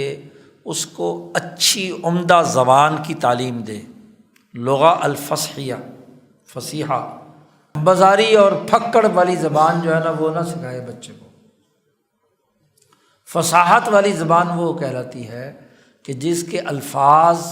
بہت مناسب ہوں، ان میں کوئی اجنبی لفظ نہ ہو، اور مقتضی مقام یعنی حالت اور موقع کے اعتبار سے گفتگو کرنے کا سلیقہ اور آداب سکھائے جائیں۔ آج کل تم لوگوں نے لغت فصیحہ انگریزی بنا لی ہے، فصیحہ ہونی چاہیے، یہ بات ہو رہی ہے نا۔ موقع محل کے اعتبار سے الفاظ اور آداب، اب ساری اس کے چاروں طرف زندگی اردو والی یا پنجابی والی یا سندھی یا پختون ہے، اور ٹھونسی جاتی ہے اس پر انگریزی یا عربی، جس کا براہ راست اس فصاحت و بلاغت سے کوئی تعلق ہی نہیں ہے۔ ایسے ہی بچے کو گفتگو کرنے میں لکنت وغیرہ بولنے میں جو اٹکن ہے وہ نہیں ہونی چاہیے، اس کو سکھایا جائے کہ بات چیت اور گفتگو کرنے میں ایسا سلیقہ اور آداب کہ جس میں وہ روانی سے بات کرے۔ ایسے ہی اس کو مشق کرائی جائے کہ جو صحت سے متعلق اخلاق ہیں، بالاخلاق کی طبیہ، ایسے ہی لیڈرشپ کی جو صلاحیت ہے، سودت، رہنما بننے کی صلاحیت ہے، وہ اس بچے کے اندر منتقل کی جائے، اس کی بھی مشق کرائی جائے۔ ذلت اور کمزوری اور پستی والی باتوں سے اس کو روکا جائے، یعنی ایسی اوچھی حرکتیں جن سے آدمی سوسائٹی میں ذلیل ہوتا ہے، اس سے اس کو بچے کو بچانا چاہیے، اور نہ ہی تکبر والی، جبروت والی۔ لیڈرشپ کی قیادت کی صلاحیت وہ ہوتی ہے جس میں نہ تو آدمی آپے سے باہر ہو جائے اور نہ ہی اپنے آپ کو ذلیل سمجھنے لگے۔ تو اعتدال کے ساتھ اس کو یہ باتیں سکھانا ضروری ہے۔ کلت طرفین، افراط و تفریط سے پاک ہو، خاص طور پر کھانے پینے کے آداب میں، کھانے میں، پینے میں، بیٹھنے میں، چلنے میں، اور بڑے لوگوں کی مجلس میں گفتگو کرنے کے آداب اس کو سکھائے جائیں۔ اور جب مزید بڑا ہو جائے تو پھر ضروری ہے کہ اس کو تعلیم دی جائے ایسے علوم کی جو اس کی دنیا میں بھی اس کو معاشی سرگرمیوں میں نفع بخش ہو اور آخرت میں بھی اس کے لیے فائدہ مند ہو۔ دونوں طرح کے علوم النافعہ فی معاشی و معادی۔ اور جب جوان ہو جائے، بڑا ہو جائے، وَإِذَا كَبِرَ، تو اس کی شادی کروائی جائے اولاد کے حقوق میں، اور اس کو کوئی نہ کوئی پیشہ سکھایا جائے جس سے وہ کما کر گھر میں لایا کرے، مفت خورا نہ ہو۔ وَلْيُعَلِّمَهُ كَسْبًا يَلِيقُ بِأَمْثَالِهِ، کہ اس طرح کے نوجوان جو کاج کر سکتے ہیں وہ کام کاج کرے۔ یہ تو ہے باپ کی ذمہ داریاں، ماں باپ کی ذمہ داریاں ہیں اولاد کی، شادی کرانے تک اور پاؤں پر کھڑے ہونے تک۔ اور بیٹے کی طرف سے، اولاد کی طرف سے کیا ہے؟ من جانب الابن، بیٹے کی طرف سے ذمہ داری یہ ہے کہ وہ والدین کی خدمت کرے، ان کی تعظیم کرے، اپنے معاملات ماں باپ کے سپرد کرے، اور ان کی نافرمانی اور ان کو اف کہنے سے اجتناب برتے۔ یہ ساری باتیں نظام منزل کی بیان کرنے کے بعد شاہ صاحب اگلی ایک اہم بات بیان کریں کہ سائس المنزل هو السید و اصول سیاستہ و آدابہ۔ یہ نظام منزل جو ہے اس کا ایک سربراہ ہے۔ شاہ صاحب کہتے کل نظام لا بد فیہ من سائس، ہر نظام میں ایک سیاستدان کی ضرورت ہوتی ہے۔ سائس سیاست کرنے والا، کوئی نظام بغیر سیاستدان کے نہیں چل سکتا۔ اور یہاں سیاست سے مراد حقیقی سیاست ہے، یعنی نقص سے نکال کر کمال تک پہنچانا کسی نظام کو، یہ سیاست ہے۔ تو ہر نظام، کل نظام فلا بد فیہ من سائس، اور وسائس المنزل هو السید، اور منزل گھر کا جو سیاستدان ہے وہ سید ہوتا ہے۔ سید سے مراد جو گھر کا سربراہ ہے، گھر کا سربراہ گھر کا سیاستدان ہوتا ہے۔ اب سیاست کا صحیح راستہ گھر کا کیا ہے؟ وسبیل السیاستی، سیاست کا صحیح راستہ یہ ہے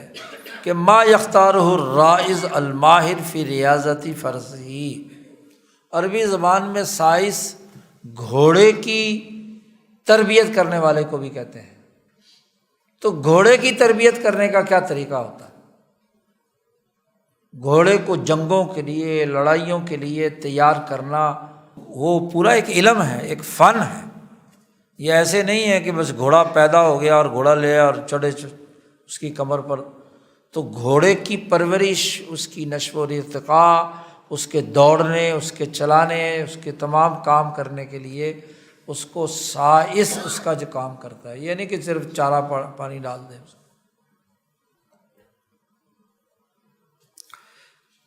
فَأَوَّلُ مَا يَجِبُ عَلَيْهِ أَن يَتَعَرَّفْ، سیاست میں سب سے پہلے ضرورت اس بات کی ہوتی ہے کہ جن کی بھی سیاست کرنی ہے،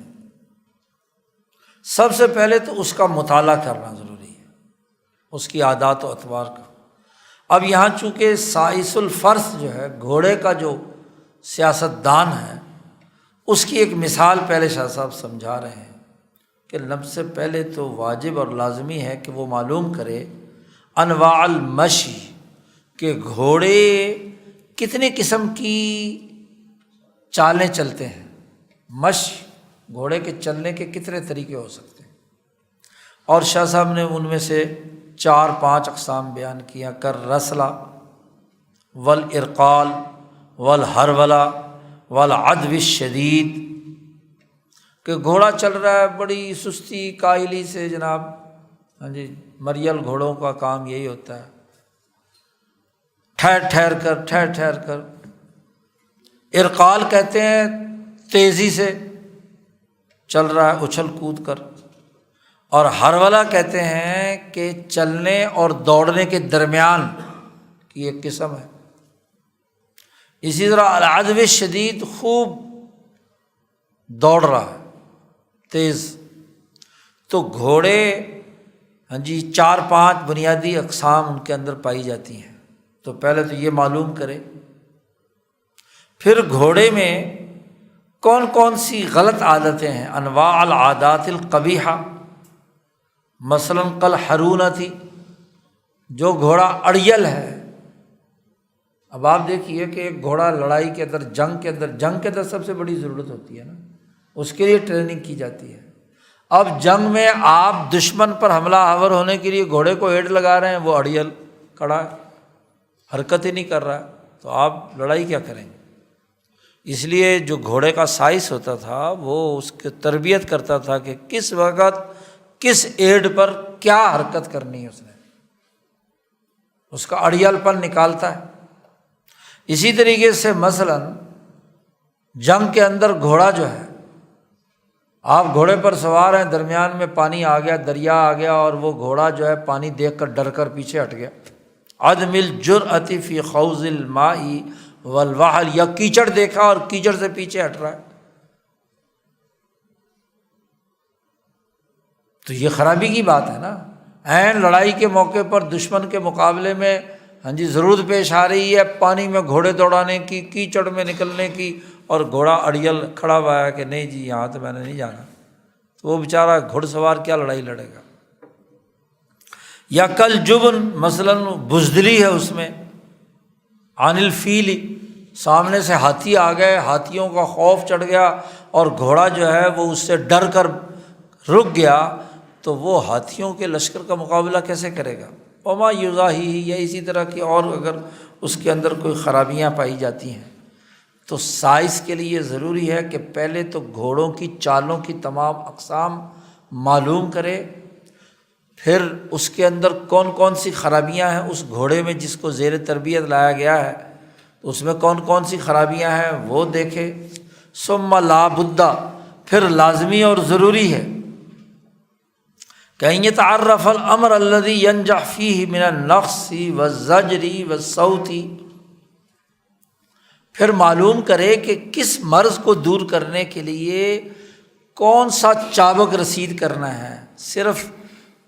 اس کے کمر پر وہ صرف جو چابک ہے وہ رکھنا ہی کافی ہے، یا اس کے ساتھ ساتھ زبان سے ڈانٹنا بھی ضروری ہے، یا چابک رسید کرنا بھی ضروری ہے؟ اور جب بھی کوئی اس کے ساتھ، گھوڑے کے ساتھ ایسا معاملہ کیا جائے جس کو وہ پسند نہ کرے یا وہ کرنا نہ چاہتا ہو، تو ایسے انداز میں کرے کہ جس سے اسے، گھوڑے کو یہ احساس ہو کہ میں نے کون سی غلطی کی ہے جس کی بنیاد پر مجھے یہ تنبیہ کی گئی ہے، لیسرہ بتاثیرہ، تاکہ اس کو فائدہ ہو اور اسے پتہ چلے کہ فلانا غلط کام میں نے کیا تھا، اس کا بدلہ ہے یہ، آئندہ وہ یہ کام نہ کرے، تبھی گھوڑا جو ہے تربیت یافتہ بنے گا۔ اور اس کا مقصد یہ بھی ہو کہ اس کے ذہن کے اندر تشویش نہ پائی جائے، ایسے طریقے سے کام کرے کہ اس کو اگر پتہ ہی نہیں کہ کیوں مارا ہے۔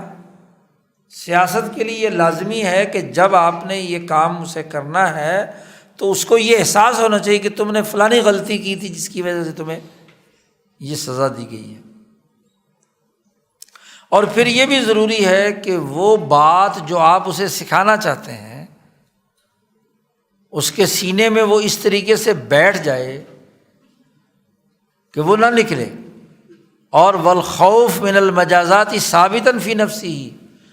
اگر میں نے یہ دوبارہ حرکت کی تو یہی سزا ملے گی، یہ بات، اس کا خوف بھی اس کے دل میں بیٹھنا چاہیے، تبھی وہ گھوڑا تربیت حاصل کر پائے گا۔ اور پھر یہ بھی ضروری ہے اس سائز کے لیے کہ اذا حصل الکف عن المحروب وفعل المطلوب،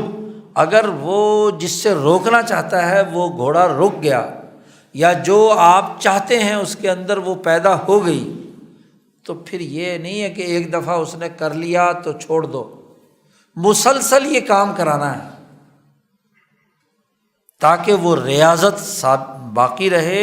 اور یہ اس کا خلق اور عادت بن جائے، دیدن اس کی عادت بن جائے، اس حیثیت سے کہ اگر سزا کا خوف نہ بھی ہو تو وہ کبھی بھی اس کی خلاف ورزی نہ کرے، اور جن باتوں کا حکم دیا گیا ہے اس کو کبھی بھی نہ چھوڑے۔ اسے کہتے ہیں سیاست۔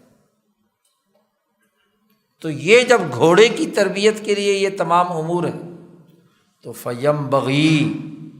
مناسب یہ ہے کہ جو سائز منزل ہے، سیاستدان ہے، تو وہ بھی اسی طرح کا معاملہ کرے، بیوی کا بھی اچھی طرح مطالعہ کرے کہ کہاں کہاں اڑتی ہے، یہ کہاں کہاں اس کے اندر کون کون سے مسئلے ہیں۔ سیاست کرنی ہے نا، اسے بھی سیدھا کرنا ہے، تو سیدھا کرنے کے لیے جیسے گھوڑے کو سیدھا سدھانا ہے، تو ایسے ہی اس گھر کے نظام کے لیے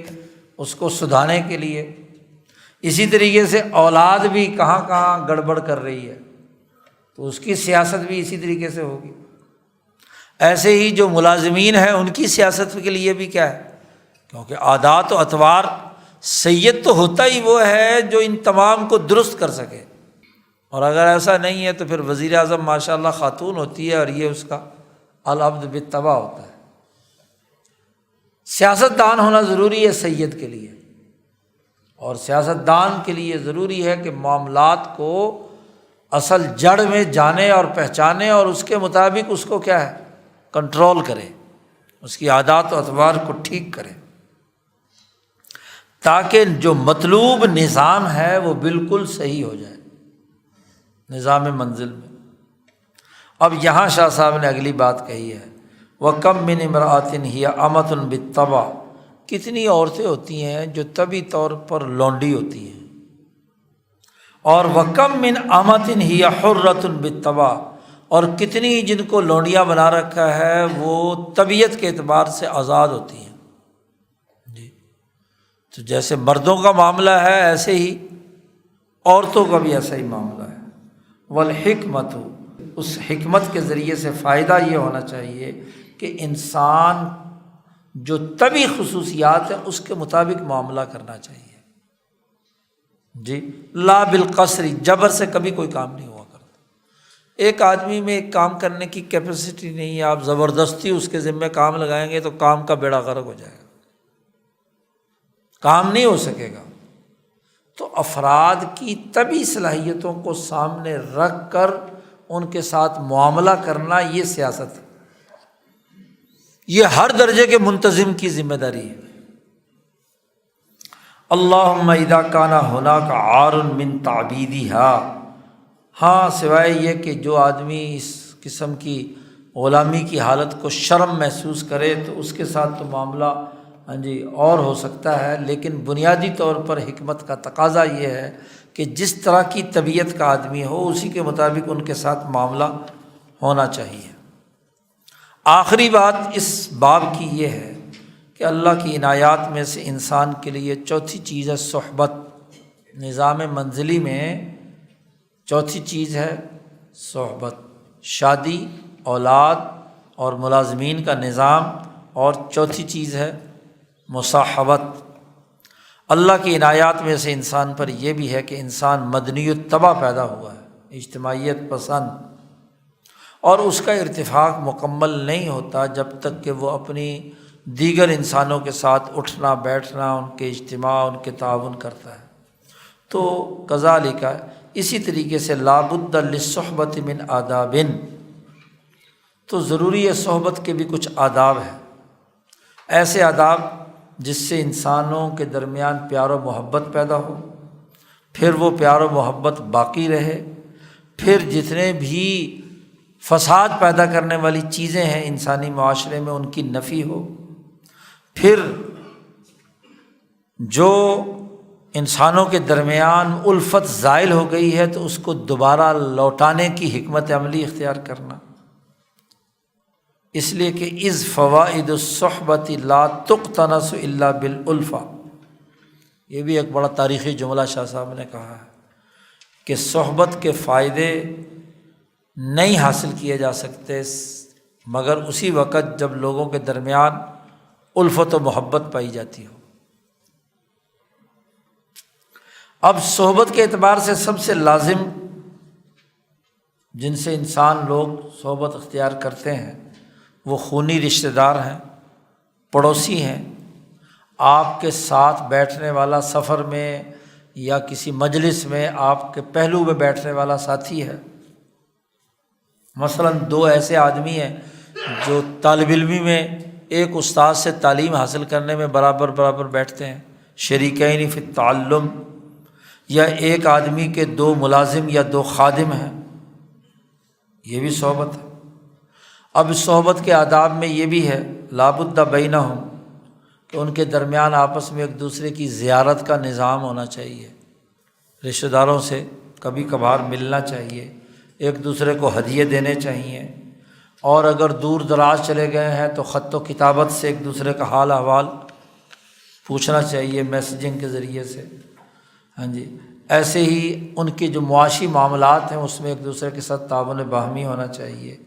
ایک دوسرے کے ساتھ خیر خواہی کا جذبہ ہونا چاہیے، ایک دوسرے کے ساتھ نرم گفتگو ہونی چاہیے، کوئی مصیبت آ جائے تو اس میں ایک دوسرے کی مدد کرنی چاہیے، اس لیے کہ اس کے ذریعے سے ہی پیار و محبت بڑھتا ہے اور باقی رہتا ہے۔ صحبت کے آداب میں سے یہ بھی ہے کہ ایک دوسرے کو سلام کرنا، اجازت لے کر گھر میں آنا، اجنبی عورتوں سے نگاہوں کو نیچا رکھنا، یہ بھی ہے۔ اسی طرح صحبت میں یہ بھی لازمی ہے کہ ایسی باریک باتوں کی بھی رعایت رکھے جس سے دلوں میں نفرتیں پیدا ہو سکتی ہیں، ایسے طریقے سے چپکے سے دبیباً نبل جسے کہتے ہیں،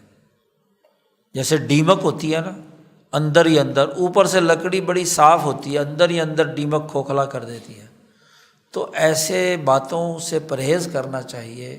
کہ جو اندر ہی اندر، یعنی ظاہری طور پر تو ایک دوسرے کو بڑے شریف بنے ہوئے ہیں لیکن اندر اندر ڈیمک کی طرح ایک دوسرے کی دشمنی پیدا ہوئی ہوئی ہے۔ مثلاً ذرا سی باتیں ہوتی ہیں، کالتقدم فی المشی والکلام، آپ 2 ساتھی چل رہے ہیں تو ایک آدمی تھوڑا سا آگے نکل آئے تو دوسرا محسوس کرتا ہے کہ بھئی میرے سے آگے نکل گیا، یا گفتگو میں یا لڑائی جھگڑے میں، غیبت وغیرہ میں، تو ان تمام میں چھوٹی چھوٹی باتیں ہیں جس میں دوسرے کو رسپیکٹ دینی چاہیے۔ نہیں دیتا آدمی تو پھر وہ دلوں میں جمع ہونا شروع ہوتی ہیں، اور فلانے وقت میں تو نے یہ کیا تھا، فلانے وقت میں، پھر ساری اکٹھی ایک ہی دم نکالتے ہیں۔ تو صحبت کے تقاضوں میں سے یہ ہے کہ یہ ایسے معاملات نہیں ہونے چاہیے۔